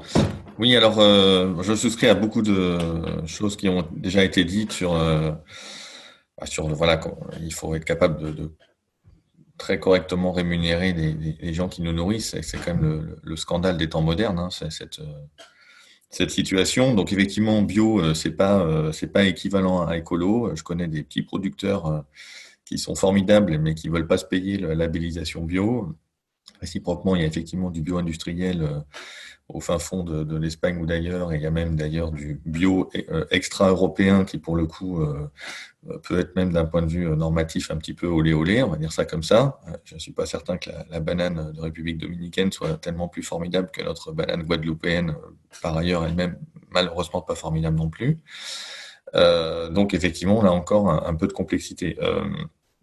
Moi, je pense qu'effectivement, il faut jouer toute la palette de l'action publique, puisque effectivement, laisser faire le marché dans le monde agricole est une folie, puisque effectivement, on se retrouve avec des prix qui sont des prix fixés par l'échange international, et même si l'échange international parfois représente que quelques pourcents de la production ou de la consommation, c'est lui qui va fixer le prix, parce qu'effectivement, à un moment, il faut vendre les surplus, etc. Donc, il faut absolument réguler, et avec tous les systèmes, tous les moyens de la puissance publique à toutes les échelles, c'est-à-dire il y a effectivement la fiscalité, il y a le côté normatif, et d'ailleurs sur les questions justement de libre-échange, on s'aperçoit qu'en réalité, par exemple, sur TAFTA et autres, c'est plus forcément tellement des questions de taxes aux frontières, mais des questions normatives. Qu'est-ce qu'on appelle un poulet? Et si oui, il y a bien du poulet brésilien trempé au chlore qui se balade dans le supermarché, qui s'appelle aussi un poulet à côté du poulet fermier ou pas. Donc c'est un enjeu. Les enjeux d'éducation, ça a été tout à fait très bien dit, et d'exemplarité aussi de la puissance publique. Donc je trouve que la question des cantines est extrêmement intéressante de ce point de vue-là.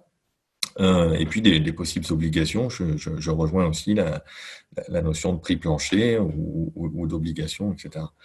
Alors ensuite, je mesure tout le chemin intellectuel parcouru, notamment par le Parti socialiste, sur la question des taxes aux frontières européennes, et je m'en réjouis, parce que je pense qu'il y a quand même quelques années seulement, parler de taxes aux frontières, c'était entendre le bruit des bottes et le retour des temps sombres du nationalisme. Donc, c'est formidable qu'on commence à s'apercevoir de ça, du fait qu'effectivement, à un moment, si on veut sortir par le haut sur des questions de normes sociales et de normes environnementales, c'est en se protégeant à une certaine, et en protégeant nos producteurs à une certaine échelle.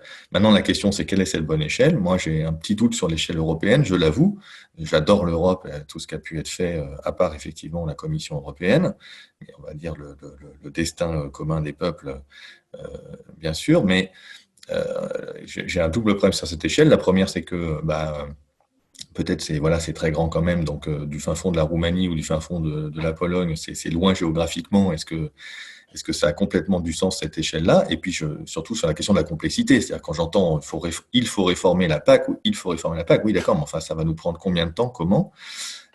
Et donc sans vouloir réintroduire des barrières d'octroi, je crois qu'il y en avait une trentaine entre Rouen et Paris au Moyen-Âge, donc on va peut-être pas aller jusque-là, mais est-ce qu'il n'y a pas une échelle effectivement intermédiaire? Moi, quand j'entends Thomas me parler des 150 à 200 km et qu'on ne peut rien faire, effectivement, je trouve ça scandaleux, et je pense qu'il faut trouver un moyen de régulation, de législatif, et qui soit compatible avec les questions européennes, et donc quitte à faire bouger les lignes effectivement sur ces questions européennes, pour être capable effectivement de produire et de consommer demain plus localement.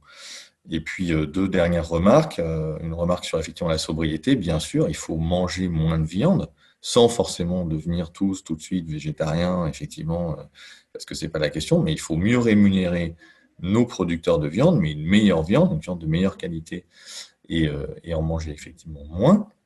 Et là aussi, il y a la question d'éducation, d'exemplarité, de cantine et autres. Alors, je sais qu'il y a des débats infernaux sur le mode, oui, mais la journée sans viande à la cantine, c'est un jour où les plus précaires peut-être mangeront pas de viande non plus à la maison. Bon, donc, il faut essayer de résoudre tout ça. Mais il y a quand même une question sur la sobriété, et ça résoudrait tellement de choses. Parce que là encore, sur l'histoire de produire localement, mais jusqu'au bout de la chaîne ou pas? Parce que si c'est de la viande française, mais de toute manière avec du soja brésilien, on n'a rien vraiment réglé. Donc là encore se pose la question de la pratique sur l'ensemble. Et puis un dernier point, mais en fait un point essentiel sur l'agriculture, c'est la question de l'échelle des productions. C'est-à-dire qu'aujourd'hui, on est dans une course, on continue la course à la productivité. Productivité, ça veut dire des exploitations toujours plus grandes, ou toujours plus de vaches, ou toujours plus d'hectares, avec moins de personnel, parce que c'est ça le problème. Et en fait, on n'est même plus sur des questions de rendement, c'est-à-dire que les grandes exploitations, dans un certain nombre de cas, ont un rendement surfacique moins important. On produit moins, mais avec moins de monde, et donc c'est plus rentable. Il faut absolument rééquilibrer ça entre comment on rémunère et comment on taxe le travail humain, et ça marche sur l'agriculture, ça marche sur d'autres choses, et comment on compte effectivement les externalités positives ou négatives.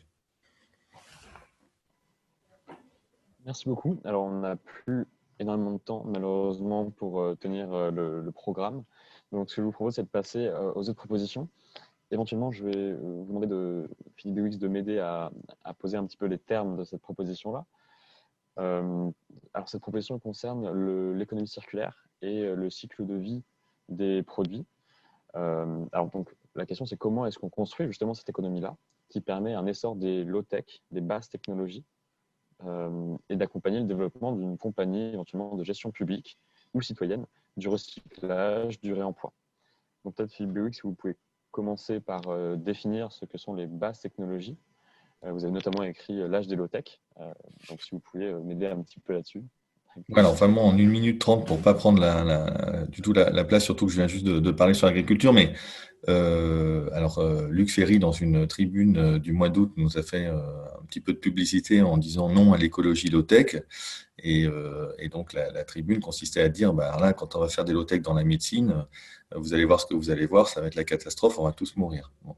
Alors, on va tous mourir par ailleurs, et ce qu'on recommande, c'est de pas faire de la low-tech dans la médecine d'abord, quoi. Alors, on n'est pas complètement idiot, et je suis ravi d'aller chez mon dentiste numérique, qui est quand même beaucoup plus efficace que le dentiste de ma jeunesse.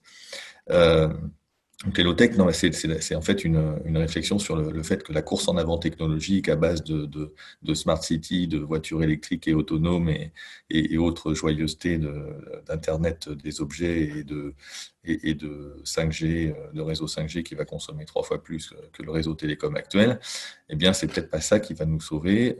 Il y a peut-être des choses évidemment intéressantes à prendre dans l'innovation technologique, mais il y a aussi beaucoup de choses problématiques qui sont entre autres la consommation de ressources accélérée et accrue, de ressources rares, la difficulté de plus en plus grande à recycler parce qu'en fait on a des objets de plus en plus complexes et donc leur côté mélangé avec des dizaines de métaux différents dans les circuits électroniques, etc., n'aide pas beaucoup les métiers derrière de recyclage.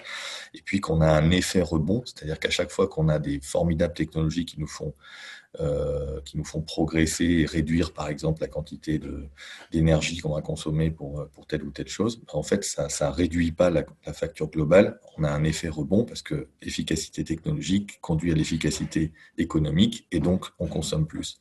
Et donc, on ne sort pas de cette cage à hamster. Et un exemple, c'est la voiture. La voiture, aujourd'hui, consomme la voiture moyenne qui est vendue en France aujourd'hui.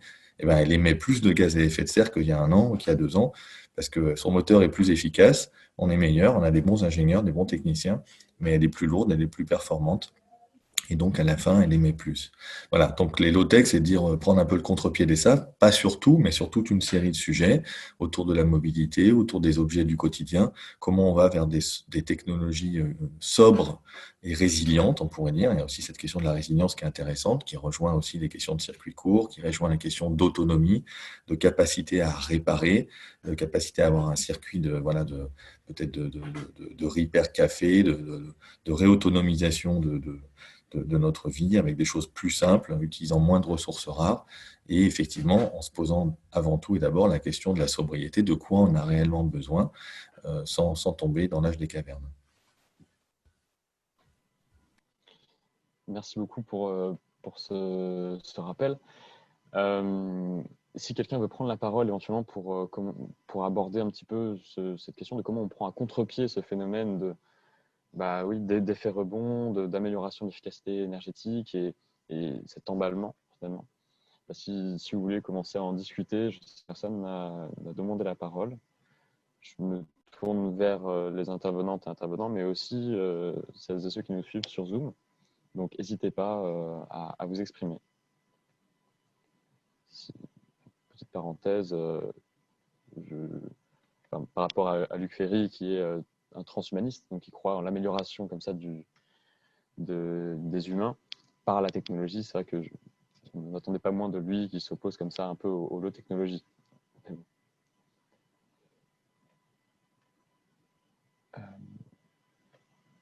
Eh bien, voilà, dans les propositions, il y avait notamment Isabelle Tissin-Jean. Du coup, vous avez levé la main. Je vais essayer de ne pas être trop longue cette fois-ci, mais je crois qu'effectivement, Philippe Béouic a tout à fait raison. Il faut et là, c'est quelque chose d'extrêmement profond, d'extrêmement difficile, et qui est vraiment de l'ordre des structures idéologiques lourdes, et qu'il faut faire évoluer. Alors, moi, ce qui me rassure, c'est que j'ai quand même le sentiment qu'effectivement, la période n'est plus la même et que ça bouge, aussi bien sur la question de la justice sociale C'est-à-dire qu'il y a quelques années, parler d'inégalité, parler d'injustice sociale, on apparaissait vraiment, ceux qui en parlaient apparaissaient comme des idéologues dangereux et complètement naïfs. Il y avait une espèce de délégitimation de cette préoccupation centrale de la gauche et sur les questions écologiques, difficulté de faire entendre les choses. Et tout ça, c'était pris dans quelque chose d'une structure lourde des mentalités, de l'idéologie. Et c'est très très lié à la façon dont à ce qui s'est passé autour de cette notion, alors très très compliquée, qui renvoie à la question de la technologie et des avancées technologiques, qui est celle du progrès. Cette notion un peu à la fois centrale et complètement fourre-tout, et où il y a eu une espèce d'illusion collective que le progrès était absolument déterminé de manière univoque par des avancées technologiques, quelles qu'elles soient.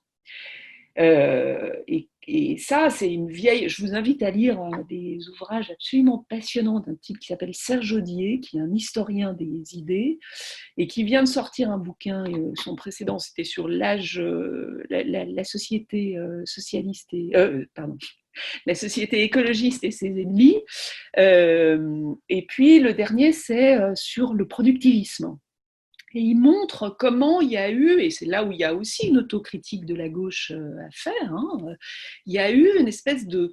il remonte dans les racines passées de tout ça pour expliquer comment on s'est retrouvé engagé là-dedans de manière aveugle et comment on a plongé là-dessus. Donc là, je crois qu'il faut vraiment qu'on change de regard et que, vous avez parfaitement raison, Philippe, oui, qu'on soit capable de définir d'abord un projet collectif et ce qu'on souhaite, et ensuite, au vu de ça, de faire le tri dans les avancées technologiques. Parce que moi, je ne suis pas d'accord sur le fait de dire « faut arrêter, faut plus avancer ». Donc ça, non, bien sûr. J'espère bien que la technologie nous donnera un certain nombre de solutions, parce que franchement, vu l'ampleur des catastrophes face à laquelle on est là pour l'instant, il faudra quand même qu'il y ait des avancées technologiques qui nous aident, parce que sinon je ne vois pas bien la sobriété, même si, bien sûr, il faut modifier nos consommations, nos productions, mais je crois quand même que c'est la situation est tellement grave que j'espère qu'elle viendra de là. Et puis il y a des choses, non, faut pas y aller, quoi. C'est tellement, ça consomme tellement de ressources rares qu'il faut arrêter. Donc il faut pas y aller de manière, il faut vraiment différencier les choses. Là-dedans, donc ça, je suis tout à fait d'accord avec ça. Et puis il faut arrêter de confondre science, c'est-à-dire progrès de la connaissance, technologie et innovation. La science, c'est le fait de vouloir comprendre les choses, c'est ce qui nous fait humains. Donc si on arrête ça, c'est ce qui nous permet en plus d'être en capacité réflexive dans le monde dans lequel on est. Donc si on veut avoir ce moment de sursaut, on a absolument besoin de ça. Donc là, je lance un appel, financer la recherche, parce que c'est pas vrai, l'histoire de la LPPR, la loi, les 25 milliards du gouvernement, c'est du bullshit total. Faudrait qu'on fasse un débat là-dessus. C'est du bullshit total. Nous, on est en train de crever dans les labos et dans les universités d'un sous-financement structurel. Je referme la parenthèse. Et j'en viens juste à, et je suis trop longue, encore une fois, je m'en excuse, mais j'en reviens juste à la proposition qui était faite. Moi, je fais une autre sur le circulaire. Bien sûr qu'il faut qu'on apprenne à recycler, à pas. Bon, il y a eu des choses quand même qui ont pu être faites sur l'obsolescence programmée. Enfin bon, ça, il y a des bouts, mais il faut absolument qu'on amplifie. Il y a quelque chose qu'on pourrait mettre en place. Nous, c'est une des propositions qu'on fait, c'est de la TVA circulaire. C'est-à-dire qu'une baisse de TVA pour les dispositifs de réutilisation des usages, en particulier dans le monde industriel. Donc ça peut être un élément, une contre-proposition, parce que sinon, oui, bien sûr, il faut qu'il y ait une réflexion, il faut qu'il y ait une organisation à tous les échelons, mais je ne suis pas sûre que simplement la proposition que vous faites y suffise, quoi. Donc je pense qu'il faut aussi des dispositifs incitatifs plus forts. Donc voilà, je mets celui-là dans le débat. Excusez-moi, je suis trop longue. Merci beaucoup. Je ne sais pas si quelqu'un veut réagir. Moi, je veux bien reprendre, faire un micro tac au tac, Isabelle, parce que alors vraiment pour être hyper provoque. Je vous rejoins complètement sur cette question de progrès et finalement le mot innovation qui a d'ailleurs chassé le mot progrès dans les discours politiques ces dernières années. Et c'est un signe. Et je vous rejoins aussi sur la distinction entre science, invention, innovation, etc. Et moi, je rêve qu'on apprenne à échanger et discuter avec les baleines en utilisant l'intelligence artificielle. Pourquoi pas? Je ne sais pas. Par contre, elle est un peu provoque. Moi, je dirais que toute science n'est pas forcément bonne à suivre. Moi, alors, j'ai oublié le nom de ce professeur, mais je vous promets de le transmettre à ceux qui seront intéressés, qui travaillent sur l'économie de la récompense, pardon, sur les phénomènes cognitifs de la récompense et l'économie de l'attention, et qui doit être un petit peu d'ailleurs financé par les GAFA, vous savez, il fait des expériences sur les animaux pour voir comment on peut ensuite garder les gens plus longtemps sur Snapchat, Facebook ou Instagram. Et donc, son travail scientifique, et il doit être très ravi dans les dîners en ville le samedi soir, consiste à planter des électrodes dans le cerveau d'un macaque pour savoir comment ça fonctionne, quoi. Et du coup, ensuite, on peut appliquer ça au cerveau humain pour pouvoir fonctionner et laisser les gens sur les jeux vidéo et les réseaux sociaux. Il me semble que ce type de science, si tant est qu'elle soit effectivement appelée science, mais j'ai peur que ça soit effectivement le cas et que ce monsieur publie dans des revues à relecture par les pairs, voilà, que ça soit quelque chose où il ne devrait pas y avoir en tout cas 1 euro d'argent public. Je peux ou pas? Parce que c'est. Bien sûr, c'est le côté provoque. Alors, Non, mais il faudrait vraiment. Très rapidement. Très rapidement. Et Là, après, il y a une prise de parole de Caroline Malplate, puis on va passer à l'autre sujet. non, très rapidement, il y a deux choses. Il y a un, vous dites pour pouvoir faire des applications. Et donc, du coup, moi, c'est pas de ça dont je parle, hein, c'est le progrès de la connaissance indépendamment des applications. Donc, on voit bien que, bon, j'ai pas dit ça. Je dis pas toute application. Et, bon. Et deux, ça renvoie aux modalités de financement en ce moment de la recherche, et en particulier de la recherche publique, qui fait qu'on sous-investit sous le fondamental, et on a incité toutes les structures à aller chercher des financements ailleurs, dans le privé. Dans le privé, c'est tout le discours sur l'innovation, c'est ça.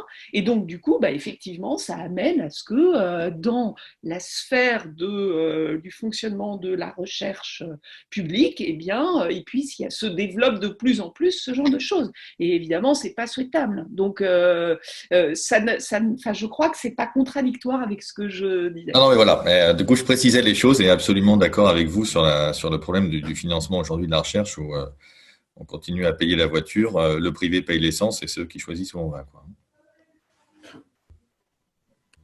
Merci beaucoup. Du coup, Caroline Malplate, finalement, ne va pas intervenir là-dessus. Comme ça, on va pouvoir passer plus rapidement à la dernière proposition qui concerne le financement pour les collectivités territoriales et l'allocation de ressources pérennes pour opérer ces transitions écologiques. Alors, la proposition consiste à avoir des formes de dotation énergie-climat qui seraient contrôlées et impulsées par la puissance publique.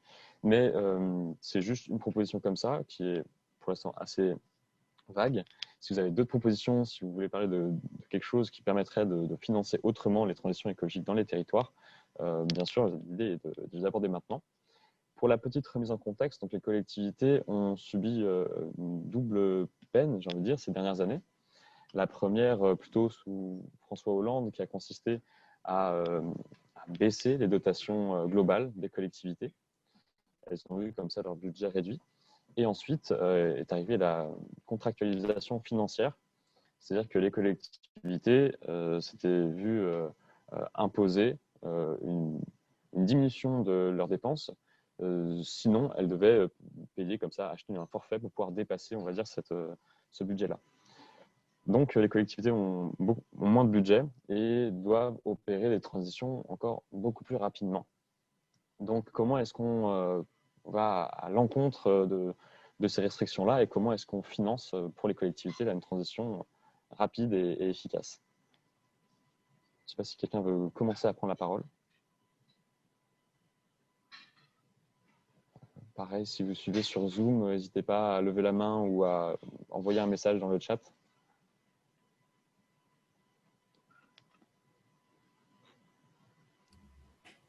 Moi, je veux bien, du coup, j'entends personne, là, donc je viens juste dire une seconde pour peut-être lancer et faire le lien d'ailleurs entre le 3 et le 4, c'est-à-dire comment on fait une économie plus respectueuse du vivant, plus circulaire, et du coup, comment on aide aussi à la mise en œuvre dans le cadre des territoires. C'est la question quand même de la fiscalité. C'est-à-dire, et on l'abordait tout à l'heure aussi avec l'agriculture, c'est-à-dire que tant qu'on assoit l'ensemble de la protection sociale sur le travail humain, et qu'on met très peu de fiscalité sur l'énergie et sur les ressources, ce qui est le cas aujourd'hui, hein, c'est quelques milliards d'euros de taxes carbone et c'est 450 milliards de contributions employeurs ou employés sur les salaires, donc sur le travail humain, donc c'est un rapport de 1 à 100 littéralement, et bien du coup on se retrouvera toujours face à un problème de dire qu'à chaque fois qu'on doit mettre du travail humain, de la main-d'œuvre, et ça réclame, le côté écologique réclame du travail humain et de la main-d'œuvre, c'est-à-dire que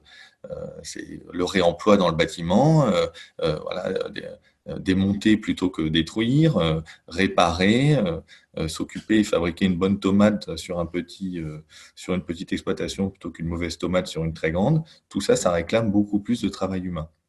Et il me semble qu'une des clés, qui ensuite pourrait descendre au niveau territorial, mais qui doit d'abord être décidée à l'échelle nationale, et qui peut, pour le coup, être décidée à l'échelle nationale, parce que l'Europe n'a rien à voir là-dedans, on fait ce qu'on veut, ben, c'est la question de la fiscalité. Et moi, il me semble que glisser progressivement, mais avec un plan suffisamment visible pour les entreprises, pour les administrations, glisser d'une fiscalité vraiment adossée, c'est le consensus de 1945, hein, donc voilà, de passer du travail humain à la ressource, à l'énergie, aux externalités environnementales, me semble une piste extrêmement fructueuse et qui ouvrirait beaucoup de perspectives. Merci. Alors, j'ai noté pour les interventions Antoine Trouche, ensuite Isabelle Atis-Saint-Jean et Caroline Malplate ensuite. S'il y en a d'autres, n'hésitez pas à les mettre maintenant. Ensuite, on va devoir clore comme ça. Ok, donc Thomas Porte ensuite. Et après, on passera à la conclusion de ce débat. Donc, Antoine Trouche.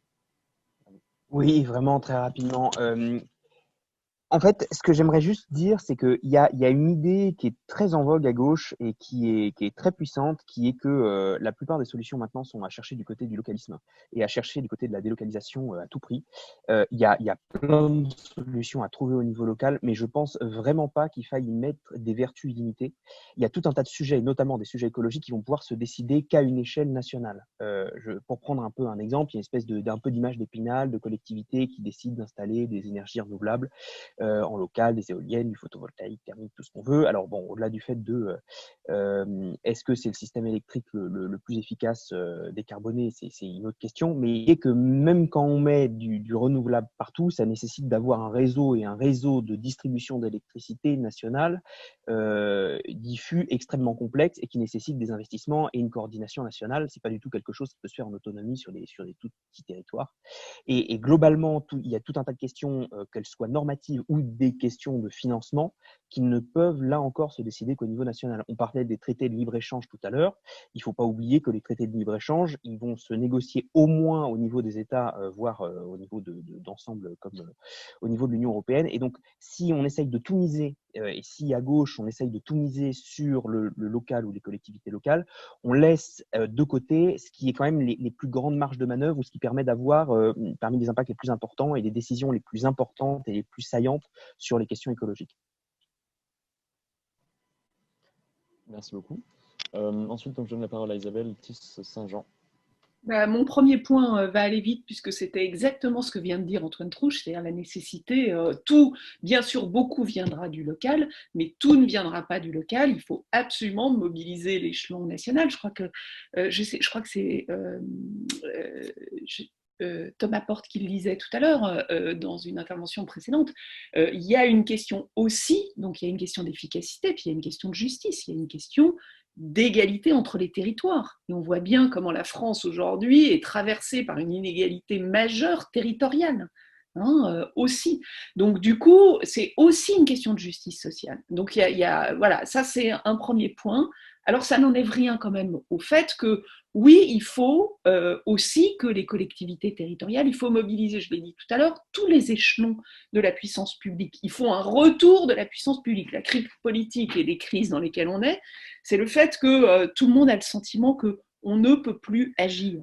Si vous avez un taux d'abstention tel qu'il est aujourd'hui, c'est parce que la plupart de nos concitoyens pensent que nous, les élus, on est juste là pour s'en foutre plein les fouilles, par ambition personnelle, et que de toute façon, il y a pas on peut plus rien faire. Donc, coup de pied dans la fourmilière, on vote Front National, ou alors abstention. C'est ça quand même le monde dans lequel on est en ce moment, enfin le sentiment fort dans lequel beaucoup de nos concitoyens sont.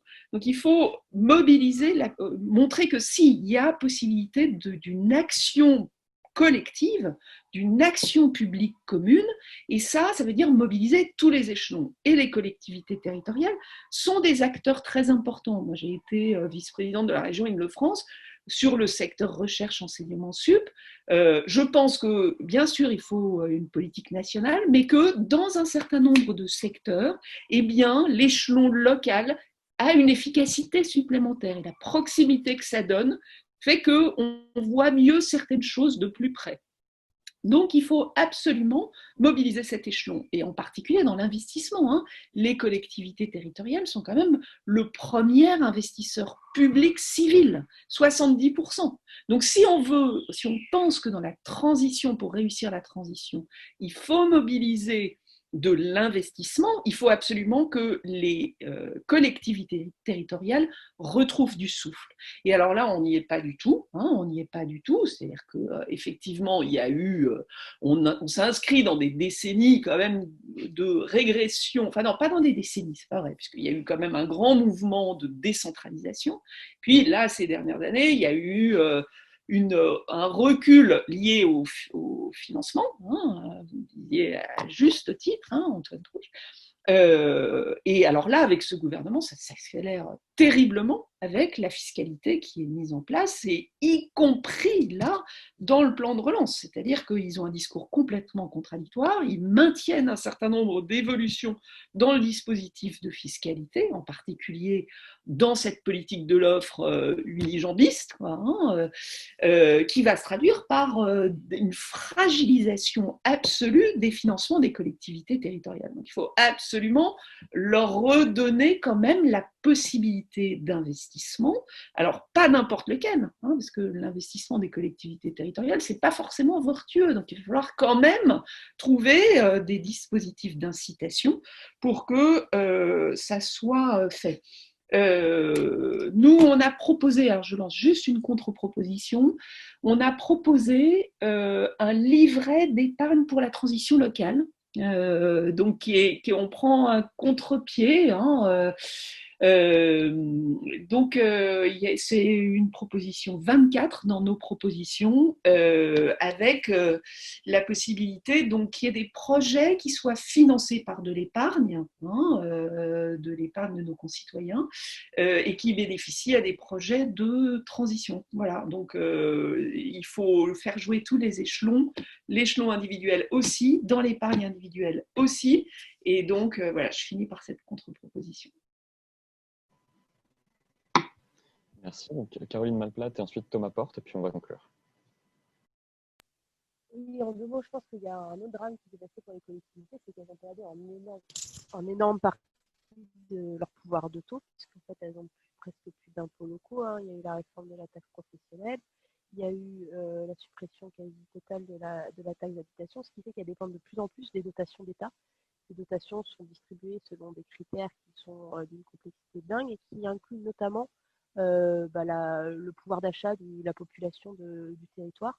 Et il y a une forme de péréquation aussi, on dit toujours qu'il faut l'augmenter d'ailleurs. Il pourrait très bien y avoir des dotations qui dépendent de critères environnementaux. Je ne sais pas, par exemple, est-ce que le caractère à énergie positif d'un territoire, parce que certes, effectivement, il faut la balance de notre réseau, aussi bien de gaz ou d'électricité, se fait au niveau national, mais moi je travaille sur les sujets de biométhane, ça tous ces sujets d'énergie renouvelable, on ne le fait pas sans le local, on ne le fait pas sans cet échelon-là, parce qu'il y a un problème d'acceptabilité sociale qui est très très fort.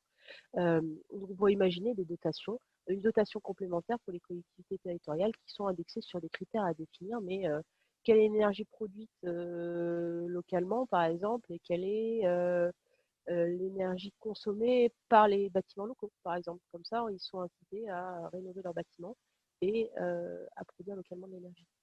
C'est un exemple. Merci beaucoup. Thomas Porte pour la dernière intervention avant la conclusion. Oui, ça va être très rapide. Je partage ce qui a été dit. Je crois que si les collectivités elles ont un rôle extrêmement important, elles doivent s'inscrire dans une politique nationale de lutte contre le réchauffement climatique. Et elles doivent être dotées de moyens pour accompagner les décisions qui sont prises au niveau national. Ça va être un plan commun parce qu'il y a un véritable risque d'inégalité.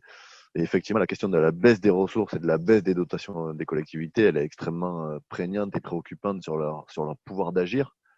Moi, j'ai travaillé au cabinet du maire de Champigny. Je crois que sur une dizaine d'années, on a quasiment perdu 15 millions d'euros de dotation. Donc, pour fonctionner, c'est hyper compliqué. Et comme on a une population où les ressources, beaucoup de quartiers populaires, les ressources sont très faibles, on n'a pas un pouvoir d'action et pourtant des décisions politiques qui vont dans le bon sens sont prises. Mais je crois qu'il faut redonner de la marge de manœuvre à des collectivités. Moi, je suis extrêmement favorable à ce que les dotations soient regardées, attribuées en raison de critères environnementaux, de critères est-ce qu'on a des circuits courts, est-ce qu'il y a des. Nous, par exemple, on a développé la géothermie. Alors, je ne sais pas si c'est la réponse adéquate ou pas, mais c'est des choses qu'on a mis en avant. Donc voilà, il y avait plein de choses. Donc c'est comment on attribue des dotations aux collectivités dans le cadre d'un grand plan national de lutte contre le réchauffement climatique au regard de critères locaux qui permettent d'accélérer ce processus-là, mais qui doit s'inscrire dans une grande politique nationale de transition écologique. Sinon, si l'État, c'est ce qu'il fait souvent, se reporte sur les collectivités sans en plus leur donner les moyens de fonctionner, on est dans un cercle vicieux où on ne va pas avancer et on aura les collectivités progressistes et qui ont les moyens de faire, qui feront, et on aura à côté des territoires abandonnés. Donc ça, c'est extrêmement important de lier collectivité territoriale et État sur l'ensemble de la puissance publique à tous les échelons. Merci beaucoup. Donc, avant de donner la parole à Antoine Trouche pour vraiment le mot de la fin, je vais essayer de résumer très brièvement les différentes propositions et points abordés. Donc, tout d'abord, concernant le ferroviaire et le transport. Donc là, j'ai l'impression que tout le monde est d'accord pour dire qu'il faut relancer au maximum le transport ferroviaire avec quelques petits ajustements. L'énergie la plus propre est celle qu'on ne produit pas, on a rappelé. Mais il y a un gros enjeu à sortir effectivement du transport essentiellement carboné, que sont le transport routier classique, on va dire, ainsi que l'aérien.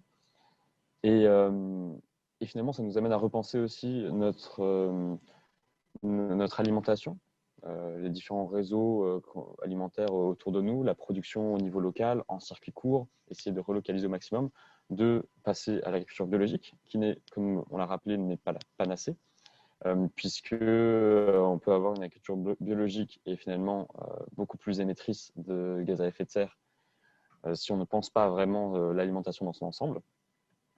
Ensuite, tout ce qui est cycle de vie des matériaux, tout ce qui est réemploi et recyclage et basse technologie qui pourrait finalement s'imbriquer avec tout ça, d'aller vers une baisse de l'efficacité énergétique, une baisse de notre besoin de toujours aller plus et toujours engranger comme ça des effets rebonds. Et finalement, la question des dotations et du financement de ces transitions-là, qui est bien sûr centrale dans nos réflexions, et comment est-ce que l'État ou la puissance publique articule comme ça et donne les moyens ensuite aux différentes collectivités pour pouvoir opérer ces transitions-là, donc qui est effectivement centrale. Et il y a quelques pistes qu'on a abordées. Il y a conditionner des aides notamment à opérer ces transitions écologiques. Mais en 1h30, c'était un peu difficile d'aborder tous ces points et d'avoir un programme suffisamment solide. Mais en tout cas, c'était des pistes vraiment très intéressantes. Et je vais donner donc la parole à Antoine Trouche pour vraiment un dernier mot. Et ensuite, on vous laissera. C'est un dernier mot très rapide et je pense que ça ne va pas n'ai pas trop de doute sur le fait que les autres intervenants soient d'accord aussi. Pour dire que les questions dont on a parlé étaient très intéressantes et qu'il faut évidemment les creuser, mais que c'est vraiment très très important de garder en tête que l'enjeu pour le moment, pour notre société, c'est plus de mettre en place des projets écologiques qui nous amènent vers un monde un peu plus écologique, c'est de se mettre à la hauteur de l'urgence écologique sur tous les points dont on a parlé, donc le dérèglement climatique, l'effondrement de la biodiversité, la raréfaction des ressources non renouvelables, les pollutions, et que du coup, il faut vraiment systématiquement, à chaque fois qu'on parle de ces projets-là, s'interroger sur est-ce que les projets qu'on met en place, et pas chacun des projets indépendamment, mais vraiment des projets dans leur globalité, permettent d'atteindre, dans le cas du dérèglement climatique, la neutralité carbone à une échéance de temps raisonnable, et dans le cas des autres projets, de diminuer très très massivement notre impact. Donc vraiment dire l'enjeu, que ce soit pour les entreprises, pour notre société, c'est pas seulement de faire un peu plus d'écologie, c'est vraiment d'en faire assez pour atteindre nos objectifs et atteindre nos objectifs collectifs et écologiques qui sont maintenant de plus en plus clairs. Parfait. Eh ben, merci beaucoup à nos intervenants, nos intervenantes. Merci beaucoup aussi à vous qui étiez derrière votre ordinateur pour suivre ce débat inversé, mais finalement avec le peu de nombre qu'on était, une sorte de discussion. Bon, c'est dommage de ne pas avoir pu plus favoriser des interactions comme ça. Mais en tout cas, merci d'avoir joué le jeu et j'espère que ce format-là ne nous a pas trop déstabilisés. En tout cas, voilà, merci beaucoup.